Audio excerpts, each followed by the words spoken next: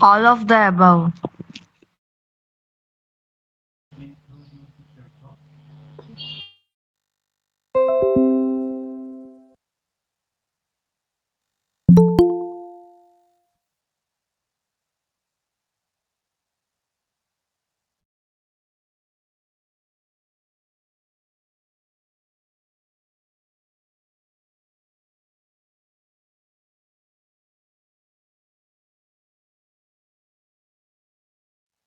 Are you recording this session? Okay, fine.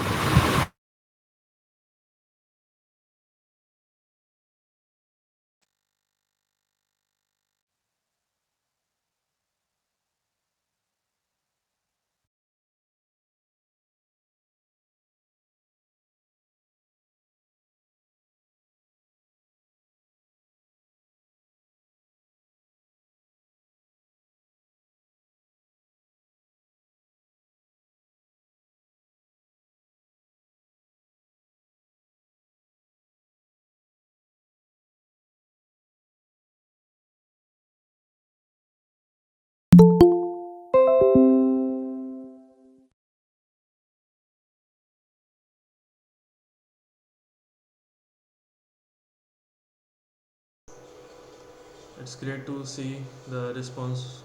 Okay. Okay. Yeah. So the correct response indeed is D. Okay. All of the above statements are true. Okay. This is the thing. See here. Let me walk you through by understanding functions in C language. Okay. What is a function in programming language? Okay, it defines a modular unit. Okay, functions are the fundamental blocks of the modular programming in C. Okay, you would be able to divide a large program into the smaller and manageable components. That is the entire functionality, or that is the entire definition why these things have been introduced. Okay, this particular thing which is function has been introduced in programming. Okay, it is not like that uh, in just in your Python language or just in your C language. It is there with every programming language. Okay, so this is the case. Okay, a specific task of a function, a specific task of a function is typically to perform an operation. Okay, the most important thing which you have to remember is that in programming, the basic interpretation, the basic thing which we understand, okay, by functions. Okay, utilizing the functions, we can distribute a large chunk or large volume of code into smaller parts. Okay, that is the entire functionality of having function.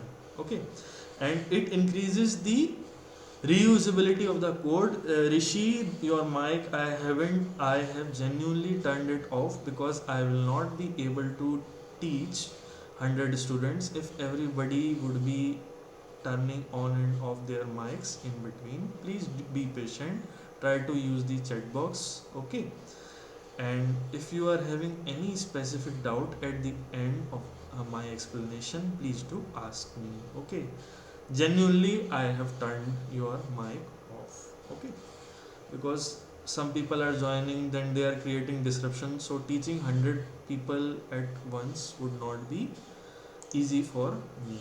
Okay, because I am also able to hear everybody's voice and you won't be able to hear my voice. Specifically, if you are having any doubt, I am here for you. Okay, at the end you can take any amount of time which you want. Okay, I'll be there for you. Okay, so let us focus. Okay, already some time lapse is there from my side. I am very sorry for it. Okay, because in sharing the screen some issue was there. Now the issue has been sorted out. Okay, so let us begin. Okay, so the main thing which you have to remember regarding the functions is they are the block of statements which are used to perform specific tasks, and they are the modular unit which are used to perform some specific tasks, and the main point why the functions are built is just for reusability.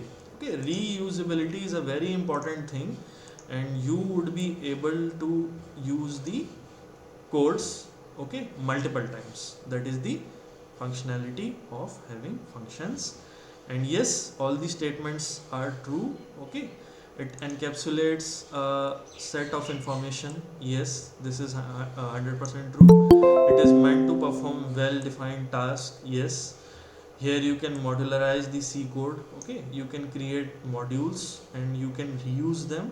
Okay, and it can accept input parameters and it can produce a result to return anything. Yes, function may return a value, function may not return a value, depends on the statement which we have written at the end. Either in previous session I told you that function is returning 0. Okay, then somebody asked me that whether it is usable or not. No, it is not usable. Okay, just the thing is that uh,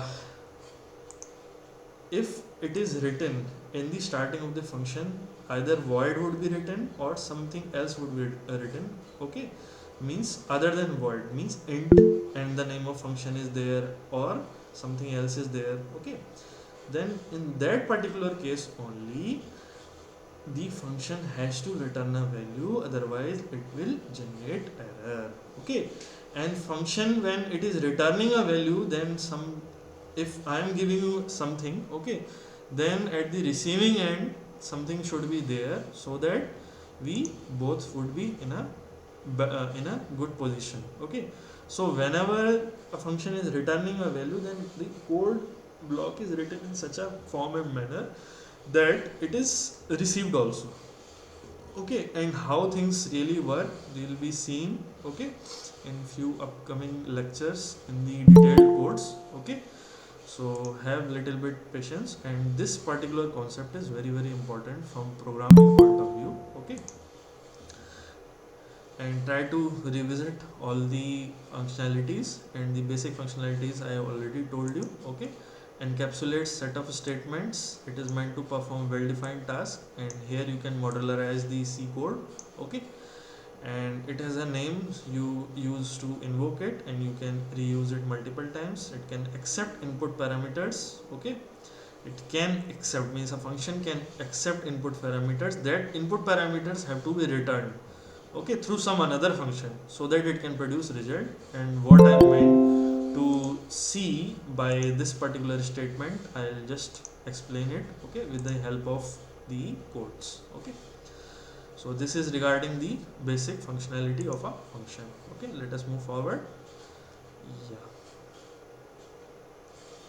okay, the next question in front of you, I think you would be able to see it. Okay, if an integer requires 2 bytes of storage, what is the maximum value of unsigned integer in C? Okay, this particular statement, try to just see. Okay, I need to my mic to enable the mic. Yes, at the end I will enable all of your mics, so we will be interacting. Okay, but in the presently, let us concentrate on the session first. Okay, and it is a long session. Okay, many slides are there and many things are there, so let me teach first, then at the end whatever doubts you are having, keep jotting them down. Okay, then I'll, at the end I'll just walk you through. Okay,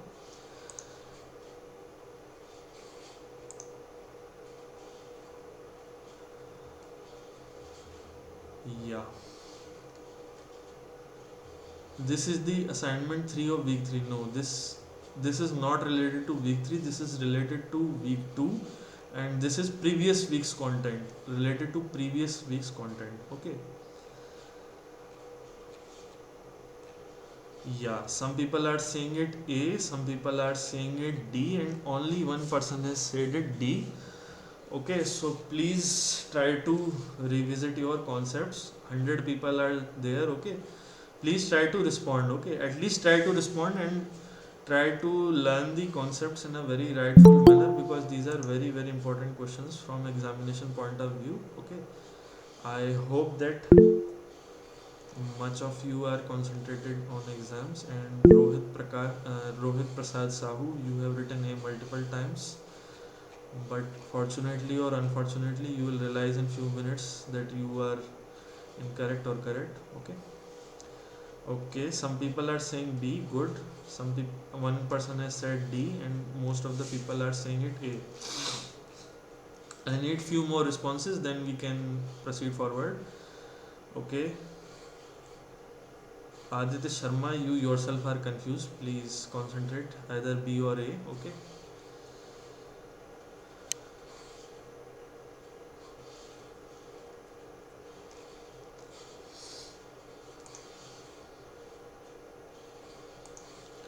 Is it B or is it A?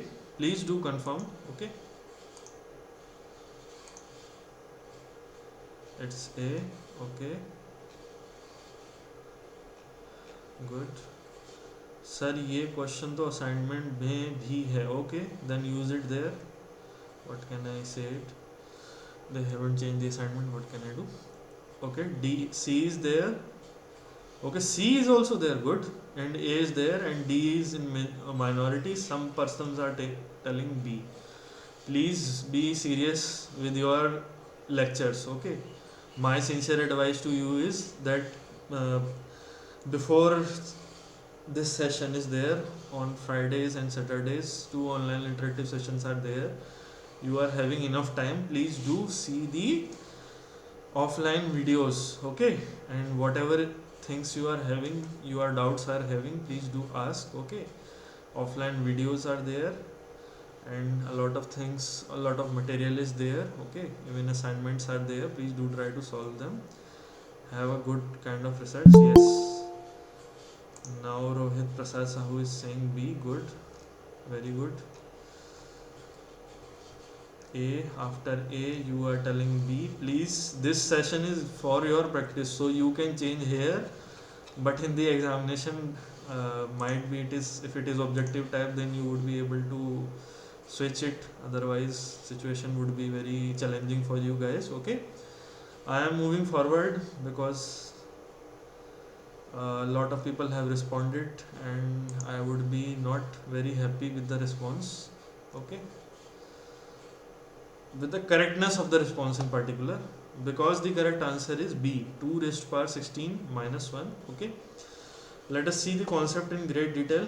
First of all, let us understand what are data types and what is storage in C. Okay, it is saying that the question, what is it saying?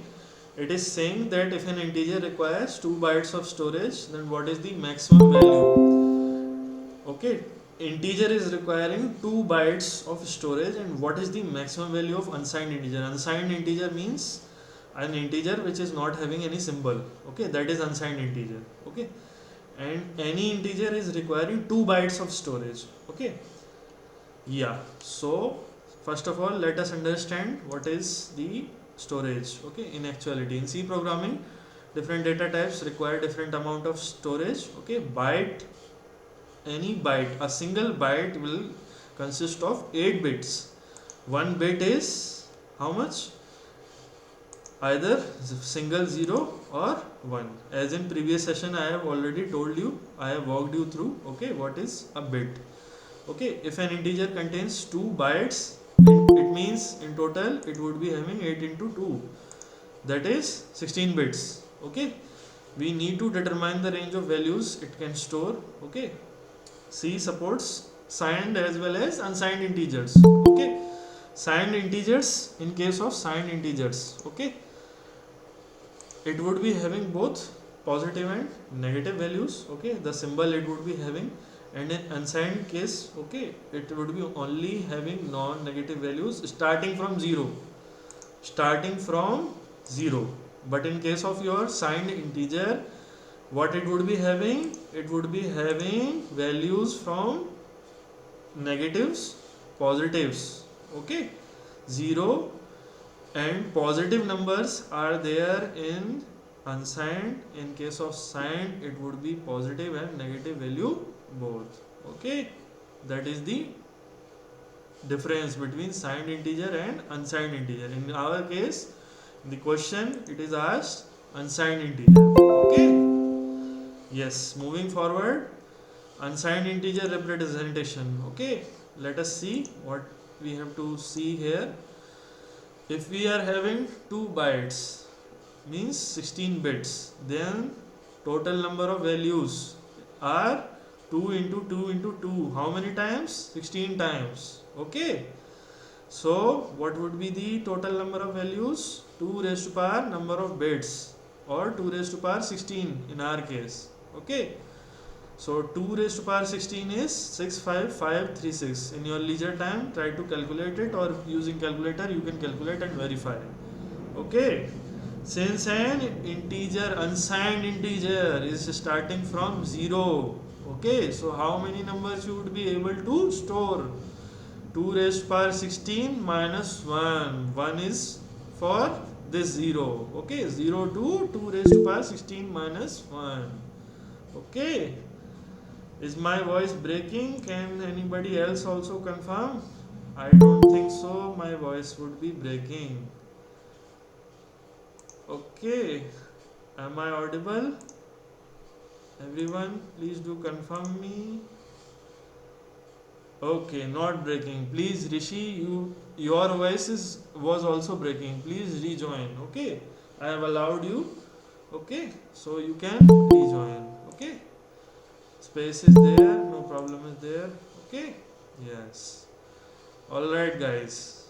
So maximum value which an unsigned integer can store is 2 raised to power 16 minus 1. Okay, means 65535. Try to verify. Okay, let us move forward. Your choices were 2 raised to power 15 minus 1. Okay, this is the maximum value for a signed integer. Signed means one bit would be stored, bit would be required for storing this sign, either plus or minus. Okay, it is not like that in real numbers we don't write plus 546. Okay, here in programming, in your C language, okay, in everything has to be predefined. Okay, means if a signed integer is there, then sign would be automatically stored. Okay, it is not like that I'll leave, sir, I'll say that no need to use plus sign, okay, in front of positive things. Positive numbers also would be having a plus sign, negative number would be having negative sign. Okay, so one bit, reserving one bit for your sign. So 2 raised to power 15 are the maximum possibilities. So 2 raised to power 15 minus 1 means 1. Why we have directed? Because for 0 we want. Okay, we also want to store 0. Means all these 16 bits would be 0. Okay, that would be the thing. So for a signed integer, it would be 2 raised to power 15 minus 1. Sautrik Chakrabarti, I can understand that you have understood, but a lot of people are there. I have to explain things. Okay, I can increase my pace, but everybody should understand. Okay, I'll increase my pace as and when required. Okay, please be patient. Okay. Yeah, 2 raised to power 16 minus 1 was the answer, and most of you have just gave your responses incorrectly. So be very careful with your concepts. Okay. 2 raised to power 15. Okay. No, it is not a correct option. So let us eliminate it. And 2 raised to power 16. No, it won't be there. It would be 2 raised to power 16 minus 1. Okay. So these C and D were just the baits. Okay. So if somebody would be knowing just half of the concept, then he would have marked it C or D. Okay. But the correct option is 2 raised to power 16 minus 1. Okay, guys, let us move forward. Conclusion: 2 raised to power 16 minus 1. Okay, unsigned 16-bit integer can store values from 0 to 65535, and maximum possible value is 65535. Important question, sometimes even asked in objective type of questions, that what is the exact maximum number which can be stored. It would be given to you whether it is signed or unsigned. Okay, but it would be asked, and all the options would be very confusing that day. Okay, because I myself have given board examinations in those examinations, one question was there and options were like this: 65536, 65535, 65534, and 65533. Now you tell. Okay. So for that day, please do remember the concept in entirety. Okay. Let us move forward. Next question. Yeah, some concepts are there. Okay. Let us look at the concepts. What is a bit? Bit means binary digit. Okay.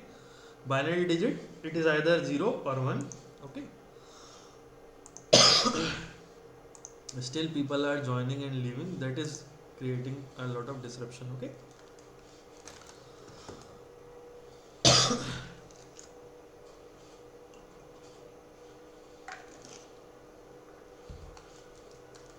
Yeah. No problem. You can join and rejoin. No problem. I'll allow you. Okay. For that only purpose, I was waiting for 10 minutes. In the next sessions, I'll not wait. Okay. I'll start exactly at 3. Okay. Good. A bit is unit, smallest unit of data in computer. 0, it can have two only possible values, and whatever things are happening via any computing device, maybe it is mobile, maybe it is computer, and maybe you are interacting with me uh, through this medium. Okay, that is Google Meet. Okay, so everything whichever is happening, that is through these two particular numbers, that is 0 and 1. Okay, so computers process and store data using binary based two numbers. 0 means absence of current and 1 means presence of current. Okay, which are made up of bits. And 1 bit storage, it can be 0 or 1, and 2 bit storage, you can possibly trace out the combinations 0 0 0 1 1 0 1 1. In 8 bit storage, similarly, you can just mark down the combinations, permutations and combinations. For your informations, 4 bit make one nibble. Okay, and a nibble can represent a single hexadecimal digit from 0 to f. Okay, yes, or it is used in binary coded decimal also. Okay, so another number system, hexadecimal number system, is there, in which 0 to 9 numbers are stored as it is, and the numbers later on from 10 to 15 are stored as letters A to F. Okay, so this is regarding nibble. Please do remember that 4 bits is 1 nibble. Okay, and that is also equal to 1 hexadecimal digit. Okay, moving forward, what is a byte? Byte, 1 byte is consisting of 8 bits. Okay, standard unit of data storage of computers. Okay, byte is important. Yes, byte is most important. Okay, most modern computers use 8-bit encoding systems such as ASCII, American Standard Code for Information Interchange. In much greater detail, as well as the table I have provided you guys, please go through it. My sincere request to you is this. Okay, and UTF-8, this one is the latest encoding format. Nowadays also it is used. Okay, yeah. So what is a byte? Byte is 8 bits. Okay, let us move forward. Not giving much time. What is a kilobyte? Okay, another thing is, what is a kilobyte? Kilobyte means 1024 bytes. Okay, that is the value of 1 KB. An example is short text file consisting of few paragraphs. What is UTF-8? UTF-8 is the latest encoding format. Okay, nowadays it is being used. Okay, it is not related to C. Just for your information, I have written it. ASCII I already explained you in previous session. Okay, just an extension to it is UTF-8, because some lacuna were there in ASCII as well as extended ASCII. Okay, these are the encoding formats. Okay, yeah, I will show you previous slide. Okay, just just wait a minute, let me explain the entire thing, then I'll explain it once again.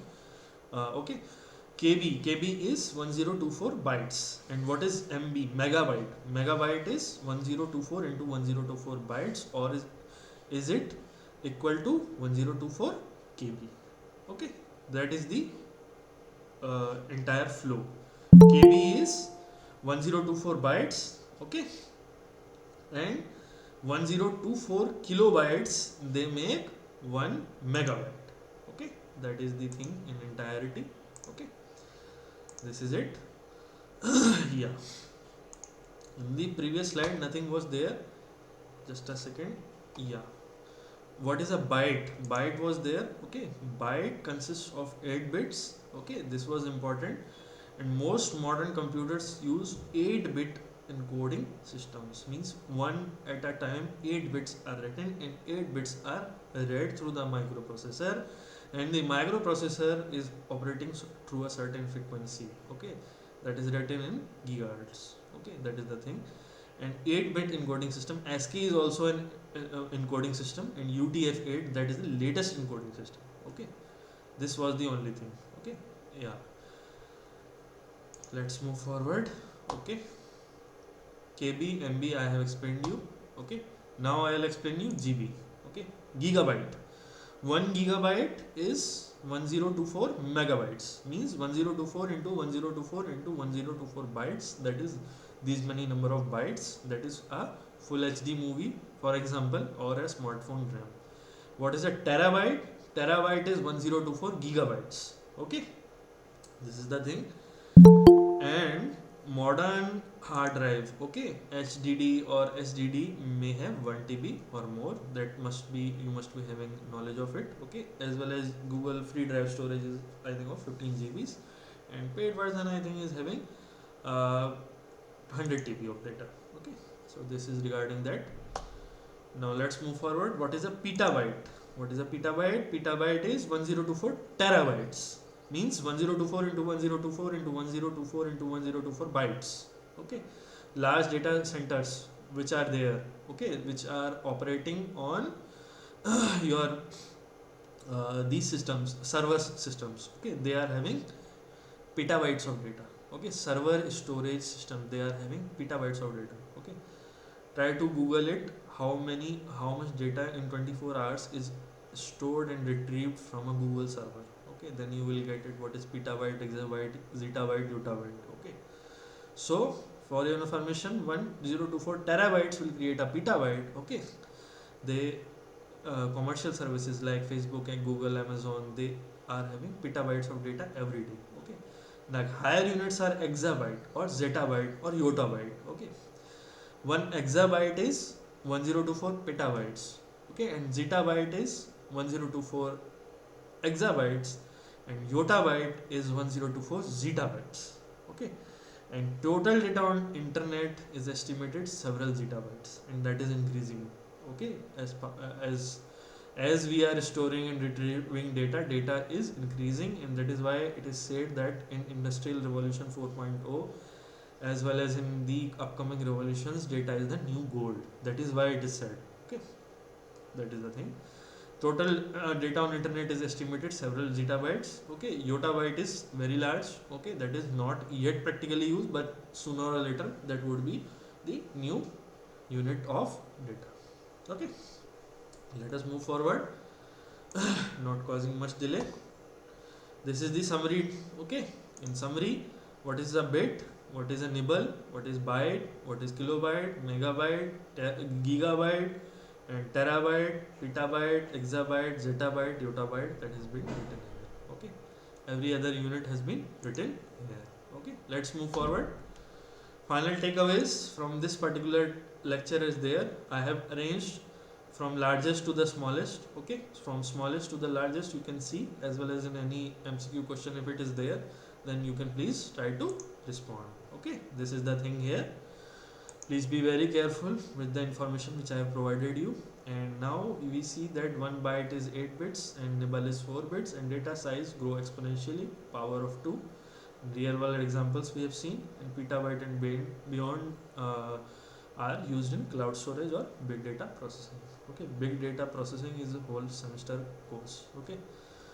Just for information, let us move forward, not wasting much time. Yeah, which of the following statements is correct? Please try to respond it correctly. Previous question I was a bit unhappy, nobody much of you responded it incorrectly, okay. Please try to respond this particular question correctly. Read it carefully. Which of the following statements is correct? Keywords are those words whose meaning is already defined by compiler. Good. Keyword cannot be used as variable name. There are 32 keywords in C, and C keywords are also called reserved words. Please try to respond. Good. Rohit Prasad Sahu is too excited about D. Good. He has posted 2 times D. Only some people are active. Why?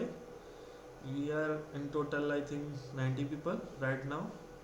Some have joined, some have left. Okay. Good. D. Good. Everybody try to give your opinions. Okay. There is only in the first session I told you that I don't penalize anybody for giving the wrong opinion also. Okay. I want to interact with you people. Let me turn on the mic also. Now I think nobody is joining, leaving. Okay. Actually, when people are joining, they are turning on their mics. That is the thing. So entire classroom is getting disturbed. That is why I switched on the mic. Okay. Now I have switched it. I have allowed you to switch on your mic. You can interact also. No problem. Good. Good. Very good. D. Good.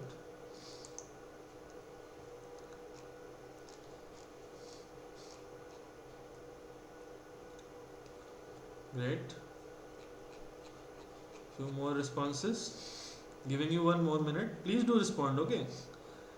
Need not. It is there that you are correct in the very first attempt. Okay. Yeah.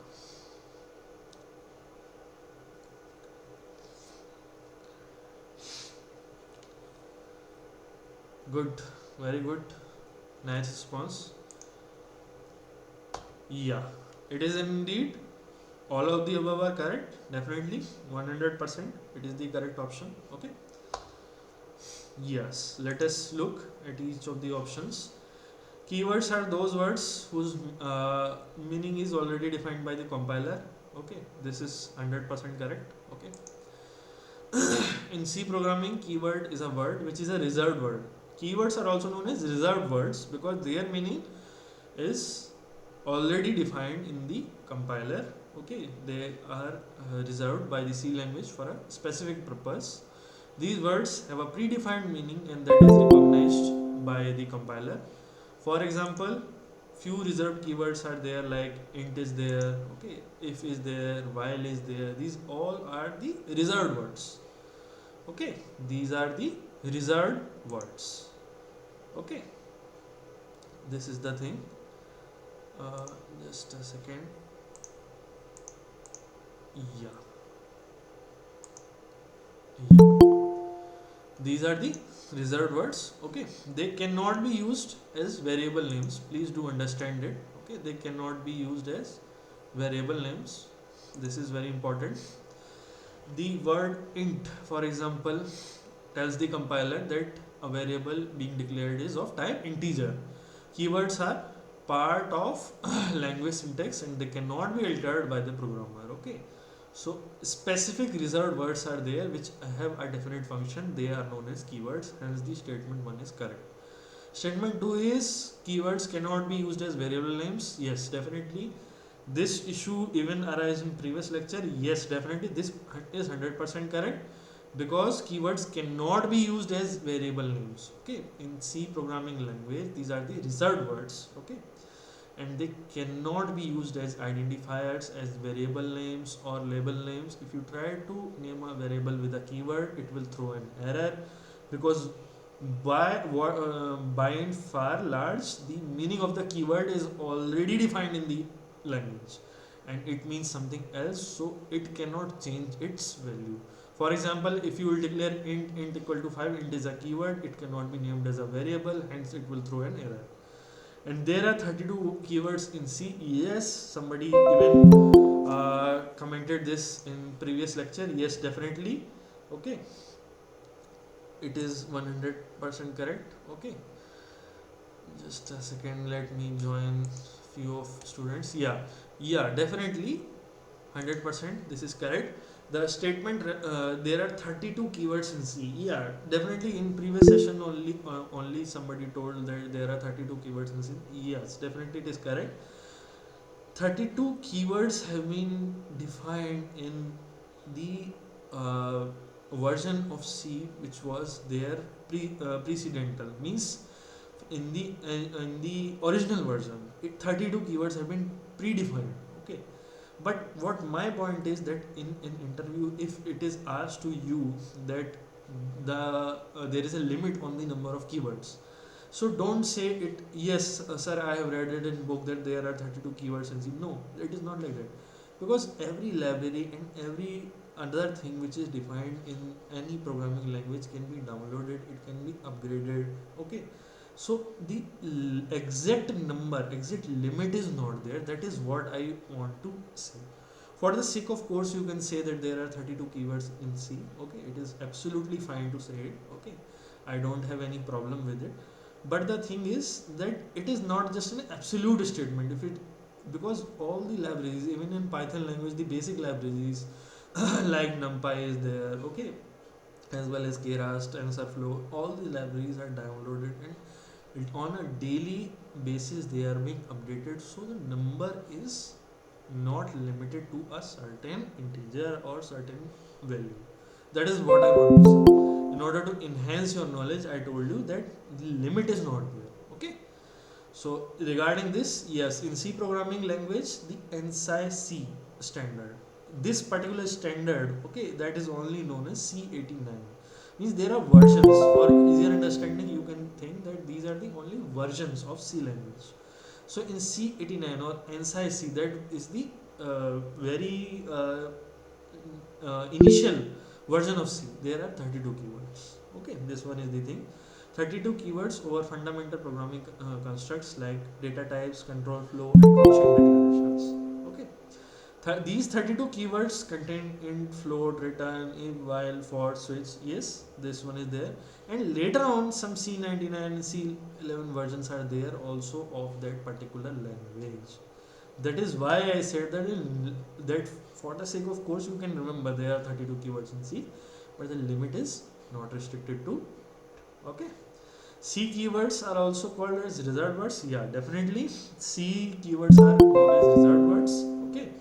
These are the reserved words because they are reserved for a specific use in the language and it cannot be used for anything else, such as variable names, function names, class names. These are the reserved words. Okay, are part of the language syntax, and compiler treats them as predefined identifiers with special meanings. Okay, these are the predefined identifier. These are predefined. Okay, that is the meaning. The word return is a reserved keyword. Okay, because it will return a value from a function. That is the meaning. And so all these statements are correct. Okay. Yeah. Just a second. Okay. Yeah, sir, please provide a link to watch your previous class video. I'll just provide it. Okay, I'll provide the link of the entire Google Sheet. Okay, just give me a few minutes. Okay, yeah. At the end, I'll provide. Please be with me. Okay, yeah. Moving forward to the next question. Okay, this question is important, and in this question a very important thing is there. Let us see how many people get it correct. Okay. What will be the output of the following code? Hash include stdio.h. Stdio.h. Why we have put it? Because the statement printf is there. Okay. Then int main is there. Okay. Int main means it will return a value. If it is void main, it will not return a value. Okay. So here it is written int a equal to 5, b equal to 10. Then an operation is there. Please do it. Okay. Take your time, and then it is printing the values of A and B. Everybody try to just answer. I am coming in just 2 minutes. Okay. Try to answer everybody. Okay. Lot of students are there. Everybody should try to attempt it. I am giving you enough time. Okay.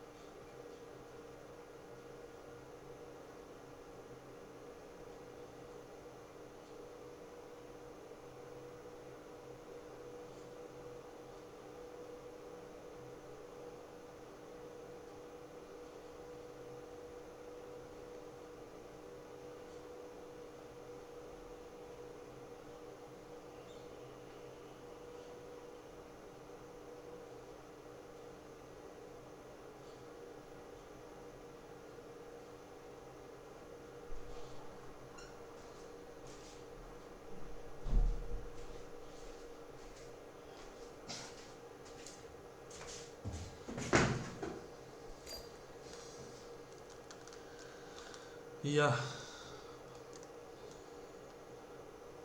most of the people have responded it. I think people are saying it A, good.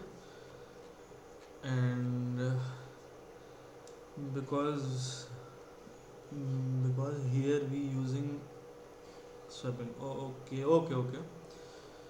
okay. Yeah, good.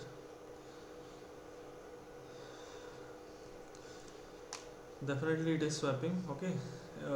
It is with the numbers themselves. We are not declaring a temporary variable. If we have been able to declare a variable, if we are declaring a variable, another variable apart from a b and another variable c, then it would be much easier. Okay. Harshit, if you don't know, then have a guess. Simple thing is there. Okay. A is 5, B is 10, and some operation is happening, and A and B value is getting printed. Okay. Try to attempt it. Okay. Sir, what happens if return 0 is not there at the end? Nothing will be happening. Okay. It might execute, it might not execute. Okay. It is not, because only one function is there. This returning a value is not reaching to some another function.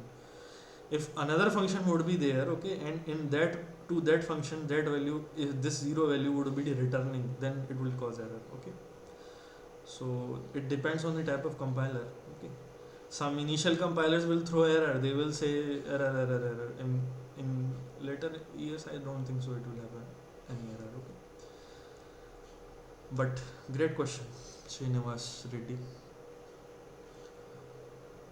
Return 0 means no value will be returned. No, return 0 means 0 is returning. Okay, it is not like that. Return 0 does not mean no value will be returned.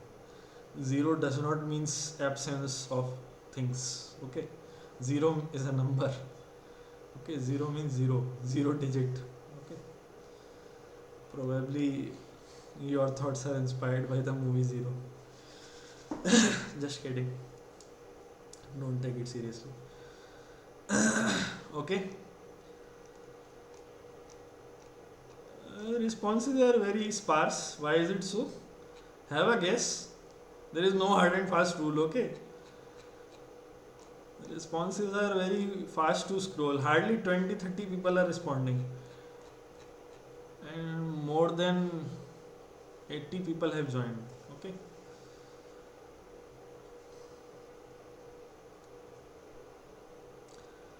Yeah, swapping without any third variable. Definitely.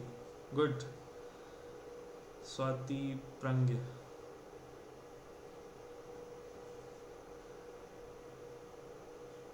Okay, I shall not do it because this question will require great explanation. Okay, I'll move forward. Okay. Yeah, definitely it is swapping only. 10 and 5 would be the correct options. Okay. See here, the entire analysis has been provided to you. In the first line, I have written the entire code. Then I have given you the explanation. Okay. A has been initialized to 5, B has been initialized to 10. Okay, and B is 10. Now you see things. Okay. Now you see things. A is A plus B means A will become the sum of A and B, that is 5 plus 10, that is 15. Now A is 15 and B is as initially 10. Now B is A minus B. Okay. A has become 15 and B is 10, so B will be 15 minus 10, that is 5. Okay. Now another statement is, next statement is A equal to A minus B, means A minus B. A was 15 after the operation, B is 5, and A will become the difference of these two numbers, 15 minus 5, that equal to 10. A is 10, B is 5, and before the operation A is 5 and B was 10. So what value is getting printed? Try to see here, 10 and 5. Okay. Yeah, Jyoti, I tried to explain the logic. I'll explain it once again. Okay. Here in this particular question, try to go through the code. A code was written. A was written 5. A was initialized with value 5. B was initialized with value 10. First statement was A equal to A plus B. Means A will become sum of these two variables a and b, that is 5 plus 10, that is 15. Okay, after the operation a is 15, b is 10. Okay, another statement is b equal to a minus b. So b will become difference of these two variables. A has become 15 after the operation, because in C language line by line execution is there. Okay, so b has become 15 minus 10.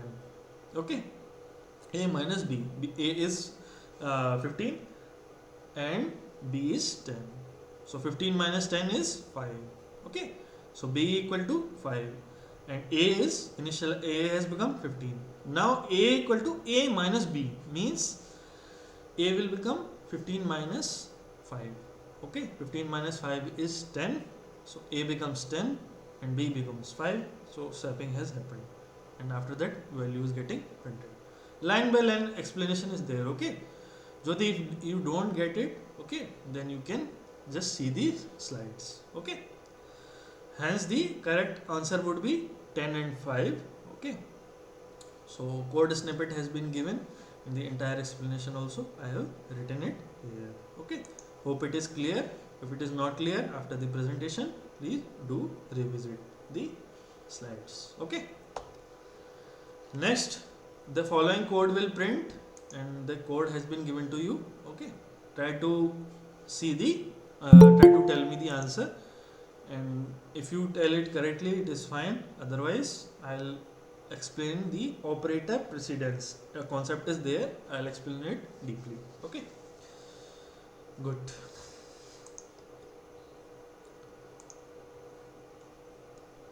Try to respond. Okay, take your time, no hurry is there. Okay,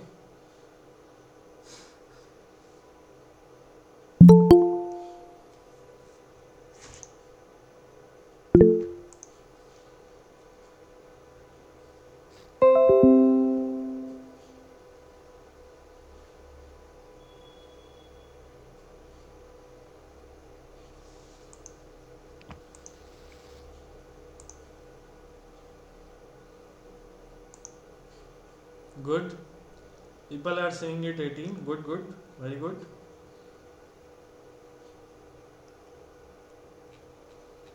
Good, very good.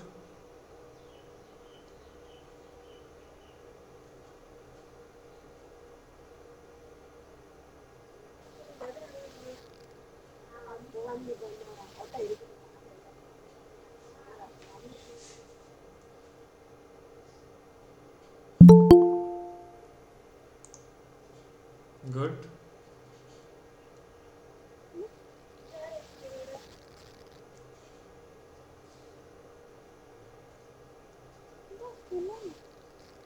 No, only the initial part of the code I have written. Okay, that is the thing. In yeah, you can include hash include std, because without it the code won't be running. Okay, you can include hash include at the top. You can just include. Okay, hash include stdio.h. Then you can write int main, and then you can break a bracket, and then you will start. Okay, without it the code won't be running. Okay, don't worry.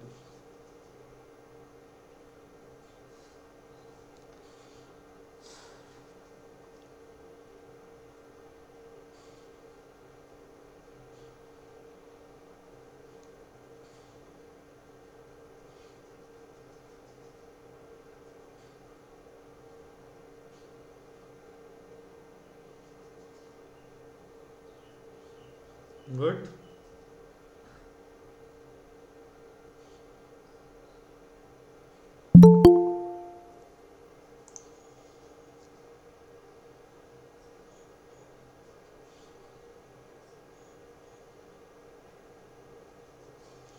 Good, very good.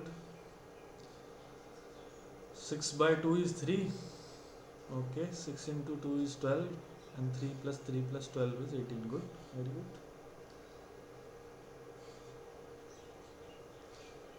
Actually, a deep concept is there, that is known as precedence of operators. Okay, that is behind this particular thing. Okay, we will see it. Please respond. Whomsoever have not responded, please do respond.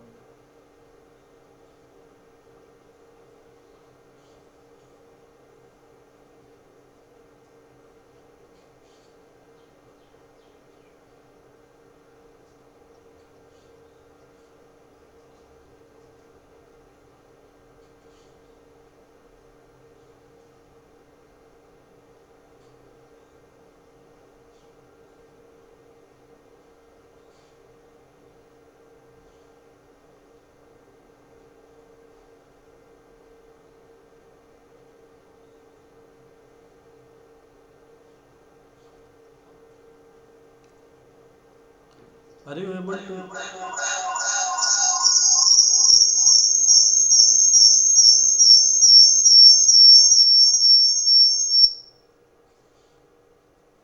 Yeah. Are you able to see Google Doc link? Are you able to see it? I'll just pin it. Yeah. Okay, okay. In this particular link, if you will open it, okay. So there are links to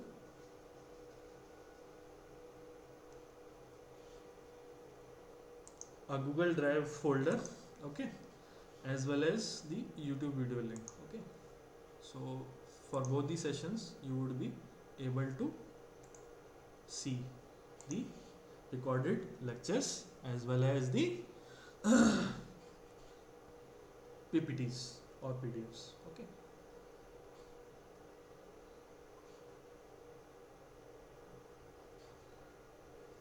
Yeah, okay. Yeah, let us move forward, okay. Correct option is 18, no problem, okay. This was the question. Yeah, indeed, you all were correct. 6 by 2, this would be operated first, because see, operator precedence is there, means for every operator the priority has been pre-decided, that to which operator it will be executed first and which operation would be executed later, okay. So 6 by 2 is the has the highest precision, is the highest operator precedence. So 6 by 2 is 3. Okay, 6 into 2 next, because divide and multiplication have the same operator precedence. So from left to right we will try to execute. Okay, so division will be executed first, then multiplication would be executed, and after that summing will take place. Means 6 by 2 would be equal to 3. 6 into 2 is 12, and after that when you sum, then 12 plus 3 plus 3 would be equal to 18. 12 plus 6 is 18. Okay, this one is the entire thing. Okay, let me walk you through. See here, a summary I have provided of the operator precedence, but let me switch on to the PPT mode. Okay, see here I have explained it in clear format, what is operator precedence and how things goes, and this one is the summary. This one is the summary in 2-3 pages for you guys to understand. Okay, but let me walk in through the details. Okay, what is operator precedence? Okay, see, in any programming language, okay, an expression can contain multiple operators. So operator precedence determines the operator which is evaluated first. Okay, means that is the meaning of operator precedence. A lot of operators are there, which operator will you choose first? That is the meaning. Okay, for example, int x equal to 5 plus 2 into 3, then which operator will you choose first?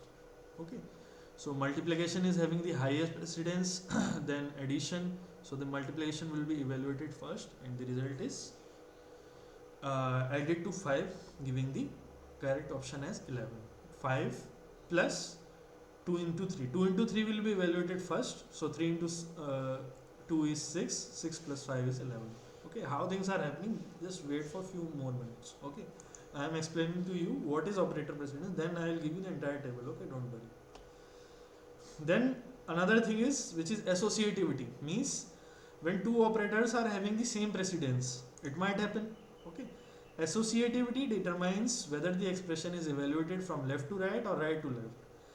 Here in this particular example, okay, what is happening? Int x equal to 10 by 2 into 3, that is what is written. Okay, so division and multiplication, when you will see in this next particular table, they are having same operator precedence. So when they are evaluated, the operator precedence has been defined, that it has been also mentioned that whether the expression has to be evaluated left to right or right to left. Okay, so it has been explained that this particular operation, okay, this particular operators means multiplication, division, they will be evaluated left to right. So here we try to make the bracket 10 by 2, means this is the division operator, okay. Then first this particular bracket will be evaluated. Had it been written 10 into 2 oblique 3, then this particular 10 into 2 will be evaluated first, because the precedence is from left to right, okay. So 10 oblique 2 into 3 is 10 oblique 2, means 10 divided by 2 is 5, 5 into 3 is 15, okay. This particular thing is the concept, okay. Let's move forward. This is the complete table of operator precedence in C language, okay. So what is happening here? Highest precedence, okay, or the evaluation will be carried out first. Primarily evaluation will be carried out by this by these operators, means postfix operators, means array, square bracket, or function call, or member access, okay, and increment as well as decrement, okay. These are plus plus. What does it mean? Means a value. If I'll write a plus plus, means a equal to a plus 1. This is the short form, okay. This is post increment operator. And if it is pre increment, means plus plus a, means it means also the same, means a will be incremented by one value, okay. This is the postfix operators, okay. Square bracket is there, then function call is there, then member access is there, okay. In case of a string array, member access is important, okay. Much detailed explanation we will provide it later on, when we will be seeing pointers and the related concepts, okay. Then comes the precedence of unary operators, okay. Increment, decrement, same increment, decrement, plus plus and minus minus, okay. These were the postfix, okay. These are the unary, okay. Then unary plus minus, okay. Increment, decrement is there, or single plus, single minus, okay. Then logical not, okay. Then bitwise not, okay. Then pointer difference, address of, typecast, size, these are given second precedence. Then comes your multiplication, division and modulus. These are evaluated from left to right. Other ones, these were from left to right, and the unary operator, they were operated from right to left, okay. Postfix, and these are unary, okay. Prefix, okay. Yeah, then division, multiplication, modulus, that is given third precedence, okay. Then plus minus is given precedence left to right, okay. Then bitwise shift left, bitwise shift to right, okay. These all are evaluated left to right, from serial number 3 to serial number 12, okay. Then addition, subtraction is there, then bitwise shift level left right is there, then relational operators less than, equal to, greater than, equal to, etc. are there. Equality operators are there, equal to, or not equal to, okay.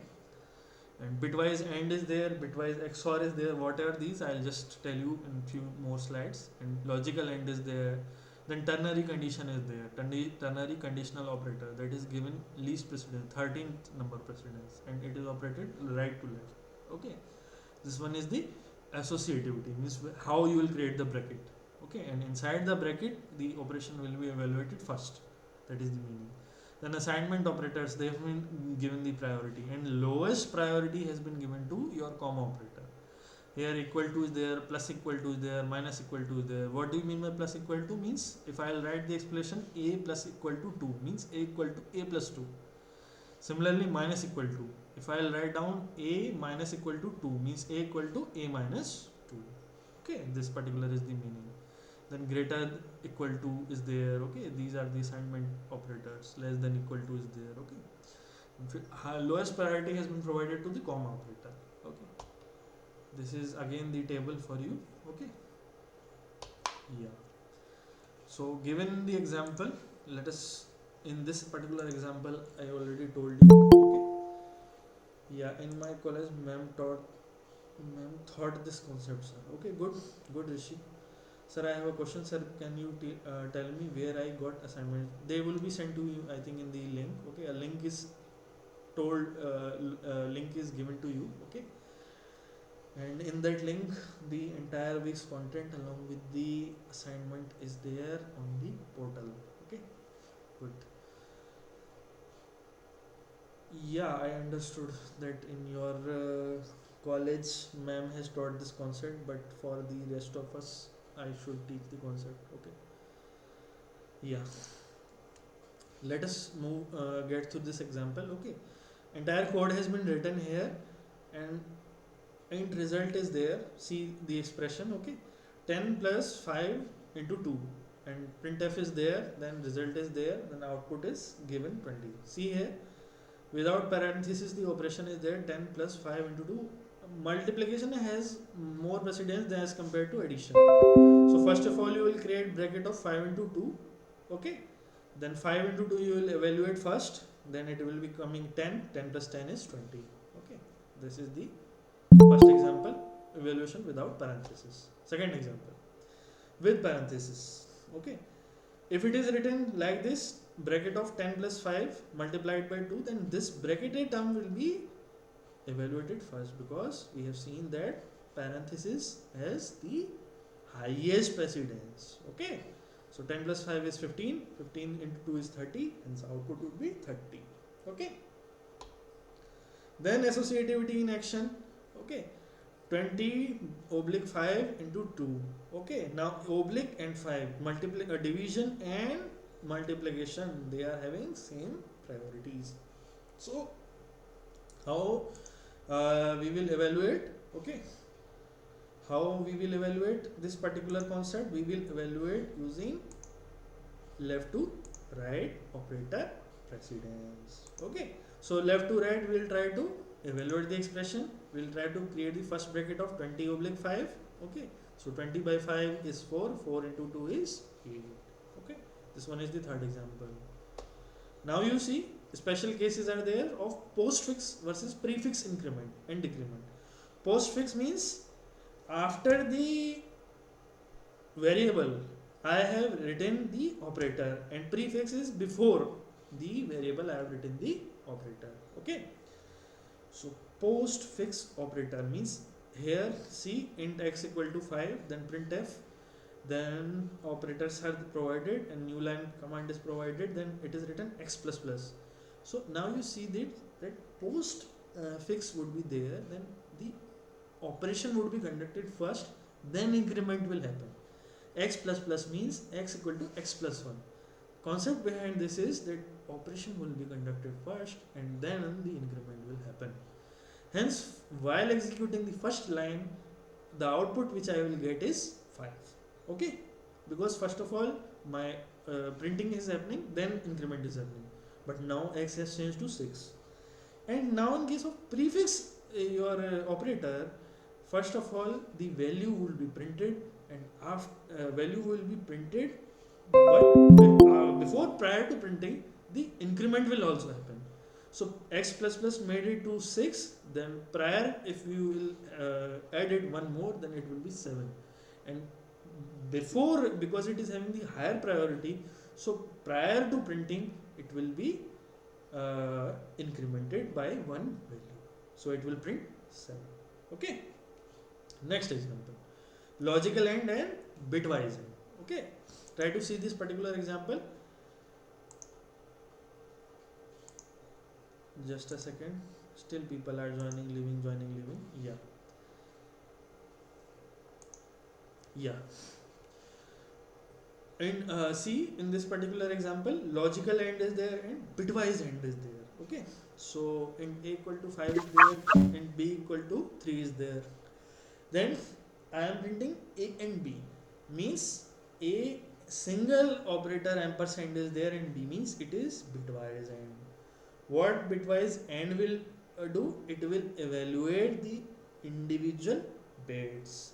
So A is 5, 5 in binary is 0, 1, 0, 1, and 3 in binary is 0, 0, 1, 1. So bitwise AND when you will do 0, 0, then 1, 0, so 0, 0 will produce 0, 1, 0 will also produce 0, 0, 0 will also produce 0, but 1, 1 will produce 1.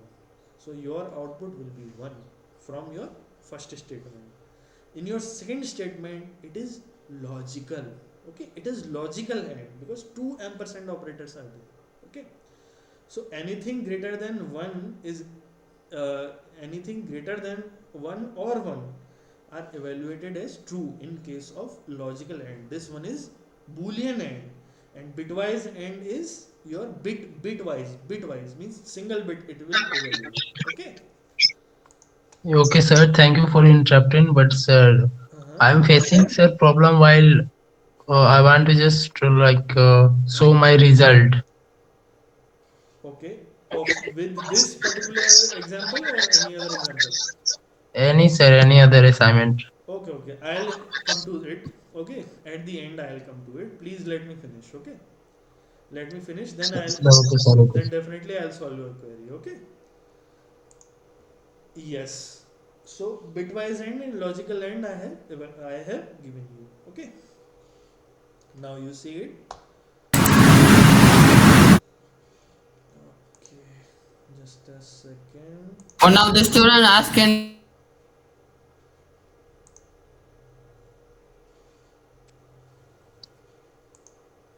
Okay.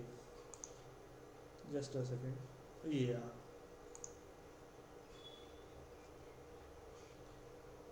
Logical end, bitwise end, I have explained you.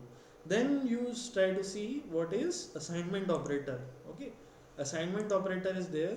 Okay, so int main is there, a is evaluated as 10, b is evaluated as 5, c is given as 2.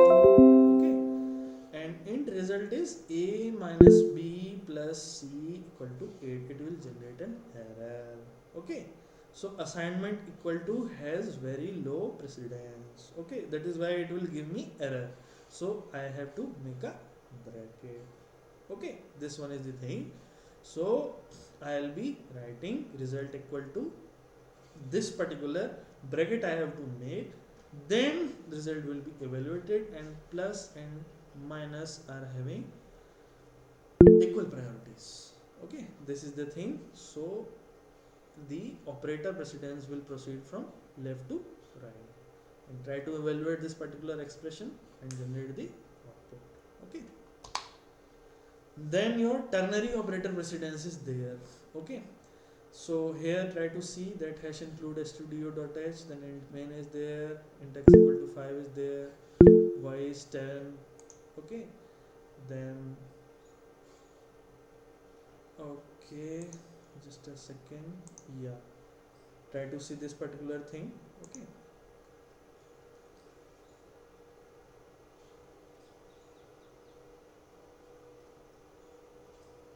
okay.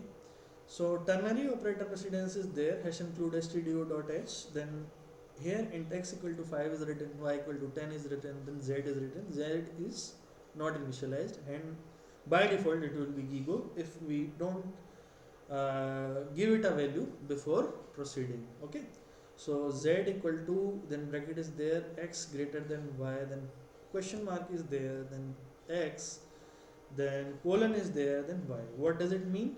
If, then first statement is there in the bracket, then question mark is there, then after that either this statement will be presented or the second statement after colon would be presented. Okay, this is the if condition. If is just the statement which is there preceding to question mark. So if that particular statement is evaluated which is proceeding to question mark, it is there, then the condition, if it is true, then the next statement is proceeded. Okay, otherwise the another statement which is after colon is executed. Means this particular example, what will you mean by this? Z equal to x greater than y question mark x colon y. If x is greater than y, if 5 is greater than 10, then z will be 10. Okay, if x is greater than y, then z will be 10 x, otherwise x will be y. That is the complete meaning of your Turner operator. Okay, this is the thing. So try to see it. If 5 is greater than 10, no, it is not true. Hence this particular statement, what will be the output? Z will be equal to y. Okay, so output would be 10. Okay, so key takeaways for you guys: operators with higher precedence are evaluated first, Operators with same precedence follow associativity rules from left to right and as well as from right to left. Which operators follow which type of precedence, that already I have provided you. Then using parenthesis, and being very careful with the low precedence assignments, that is equal to and boolean. Okay, bitwise and logical operators have different precedence and behavior. Okay, now bitwise shift operators are there. Okay, first of all, this one is the label shift operator. Okay, x less than then n symbol is there. What it will do, it will shift the bits of x to the label n position. What is the meaning? That each label shift multiplies the number by the power 2 raised to power n. This only you have to remember. Okay, and how this particular operation is conducted, if I'll get some time, okay, then I'll explain you it in great detail. Then how this particular bitwise shift operation is taking place with the help of logical gates. Okay, so meanwhile, if any question comes, then please try to remember then what exactly this operator will do. How it is doing, then it is a other story. Okay, I have to go deep into many other concepts. Okay, which I will do if I will find enough time. Okay, so try to see here. Int main is there, int x equal to 5 is there, int y equal to x. Then bitwise left shift operator is there and 2 is written. Okay, so what it will do, it will multiply this particular number by 2 raised to power 2. So 2 raised to power 2 is 4, 5 into 4 is 20, answer would be 20. Okay, this is the thing here. Then explanation already I have provided to you. Okay, please try to revisit in the slides. Then right shift operator is there, x greater than n, it will divide. Okay, it will divide the number by 2 raised to power n. That is the only thing. Okay, okay, so at the end, if you will find an example, then unsigned int x equal to 20, y equal to x greater than 2, then 20 divided by 2 is power 2, 2 is power 2 is 4, 20 by 4 is 5, output will be 5. Okay,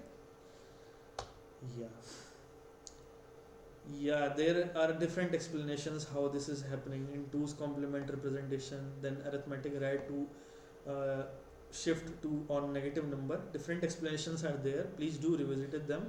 Okay, if you find any difficulty, then I'll be much happy to explain you. Okay, please do revisit them once by yourself. Okay, you will very easily able to understand it. Okay, then bitwise AND operator is there. Okay, I already explained you that what bitwise AND will be doing, just we will revisit once again. Okay, this bitwise AND will take two operands bitwise. Okay, and it will return 1 if both are 1.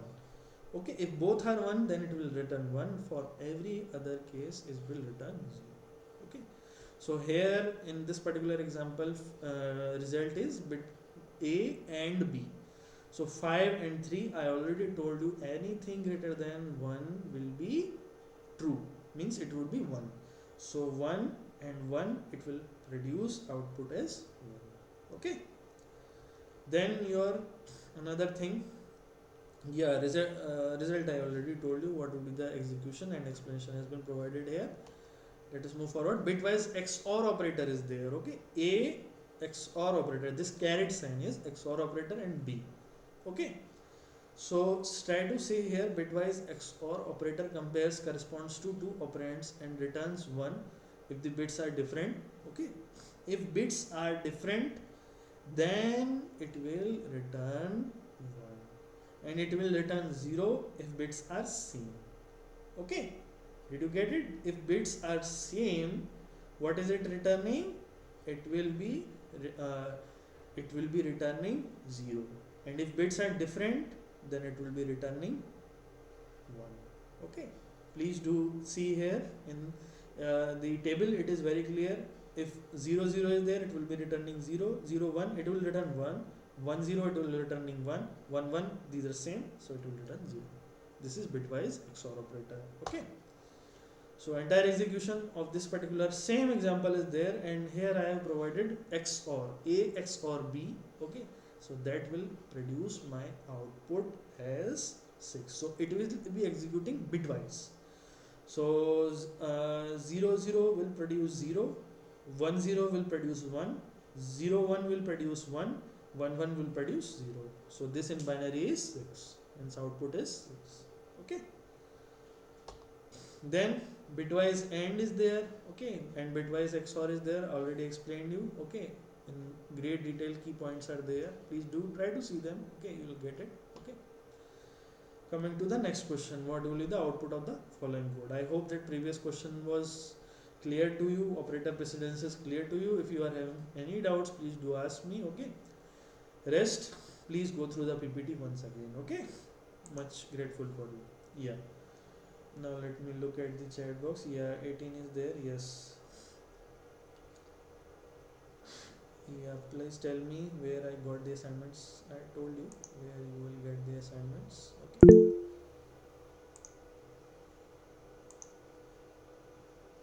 Okay.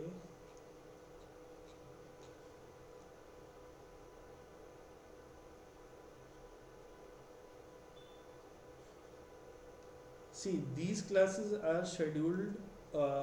One class is there from Friday. Okay. I think it is from 3 to 5, and my class is in Saturdays 3 to 5 every week. Okay, this is the schedule for the class. In my C programming book, this concept is available, increment and decrement operator. Okay, please do see the book.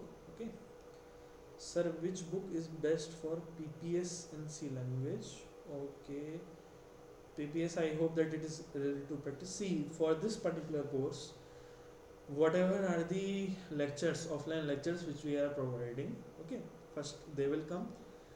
Secondly, the material which we are providing, okay, and third, the assignments we are providing, and the online sessions which we are conducting. This will suffice for this particular course. And regarding if you want to practice more, then a lot of online and offline resources are available. You can go through any of those which can help you. Okay. Yes, I am checking the chat box at the end, but let me explain the things. Yeah, I don't find the first assignment. Please do contact the NPTEL team. They would be able to help you out. Okay, where and how to find the assignments. Show previous slide. Which slide you want to see? Please do indicate. Yeah, a lot of people have indicated 25. Okay, good. Very good. A. Okay, good. Okay, good. Any more answers? Anybody like to say something regarding this particular question? They can say it. Okay.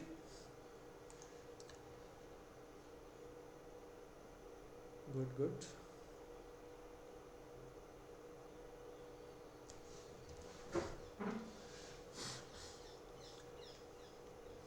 Good.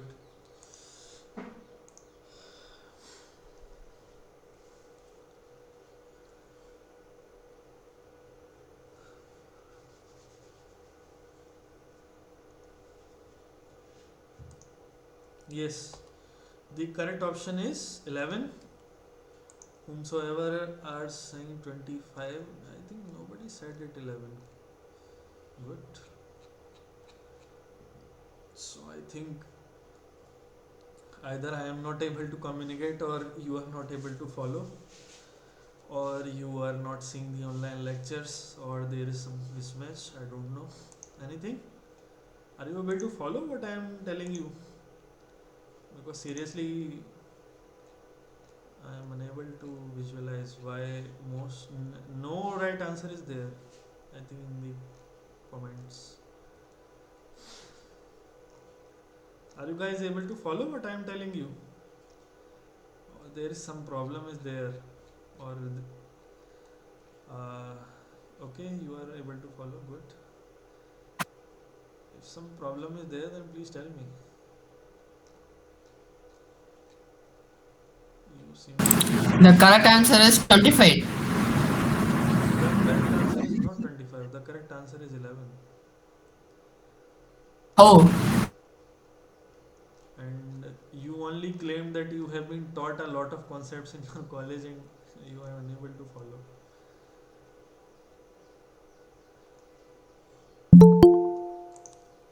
how it will be 11? That only I will explain. But my sincere advice is that please do revisit the concepts. Okay. Please do check your lectures. Okay, whatever lectures are available, please do check them. In bold, I have given you the correct answer, Vrinda. It is 11. Okay, good. See here, in the first line, code analysis is there. Okay, and operator precedence already I explained you much in great detail which operator will be preceded first.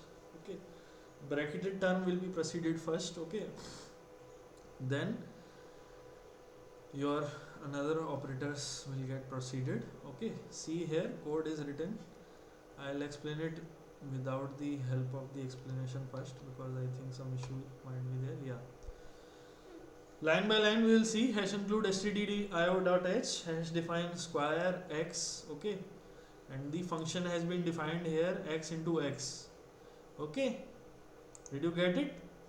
Then int main is there, and then int result is there, square 2 plus 3 square, and inside there 2 plus 3 entire term has been passed on to this function, that is x into x. Okay, so this particular thing will be 2 plus 3, after that 2 multiplication operator, then 2 plus 3. Okay, so how is it getting proceeded? Please be advised, x into x is there, so it will not evaluate first 2 plus 3. It is not mathematical. Okay, this is C language. Okay, this is not mathematical. If it is mathematical, then you will be able to see say 25. Okay, did you get it? So 2 plus 3, this particular thing will be entirely passed on to the function. Okay, so 2 plus 3 means x, entire x, then multiplication operator, then 2 plus 3.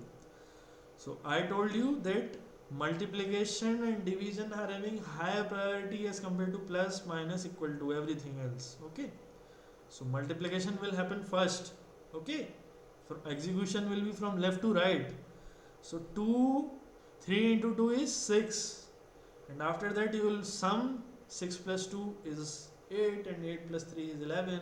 Okay, hence your correct answer is 11. Okay, please be very careful. I am very surprised to see that none of the students has answered this question correctly, and I explained the entire concept also.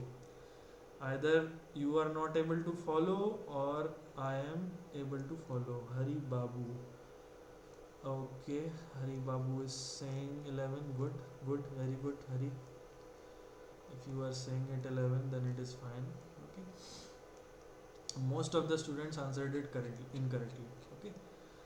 Still any doubt is there? If any doubt is there, then please do ask me.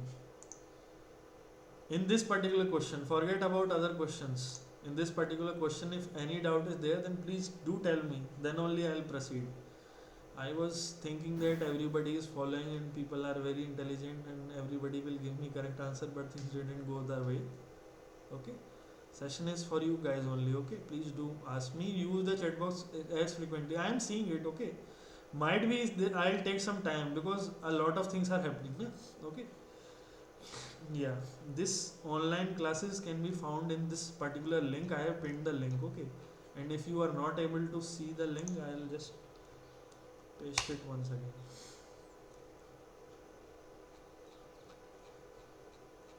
Okay,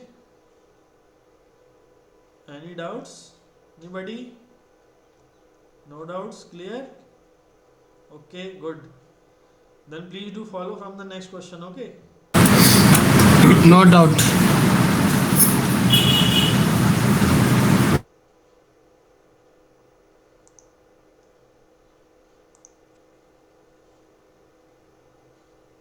okay, great. We'll move forward. Which of the following header files is not a standard C library? Please do see it. Which is not a standard C library? Not a standard C library. Not. Okay. It is not saying it is a standard C library. Okay. Good, very good, nice. Means simple questions you are able to follow, and in difficult questions you are not able to follow. That should not be there. All the students, I urge you, please do practice things. Okay, this is very very important for you guys. Okay, practice. Practice will only make you perfect.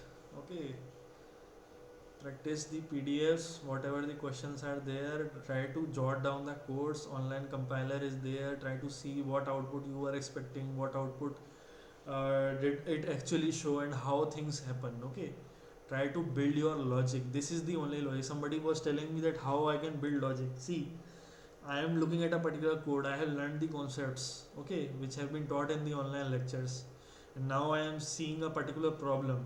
Then what I am expecting the code to happen, okay, and what exactly it is showing me, and the difference of those two, that will only build my logic. Okay. Then if I'll not get something, then you can ask me, or if I am not available, or I am here only for 2 hours per week. Okay, maybe I will expect extend it by half an hour or more than that, even 1 hour I'll give you extra. But if you are not able to follow, a lot of online tools are there. Okay, so don't keep your queries. You are the new generation, you have a lot of tools. Okay, AI tools are there, so ask them how things are happening. This is the only practical, this is only how you can practically build your logic. Okay, this is only things is there. The simple answer how you can build logic is this, that you have to build interest. That is the only thing. If you are interested in anything, then you will be able to follow. Okay, yeah, great, very nice. All of people have answered it correctly.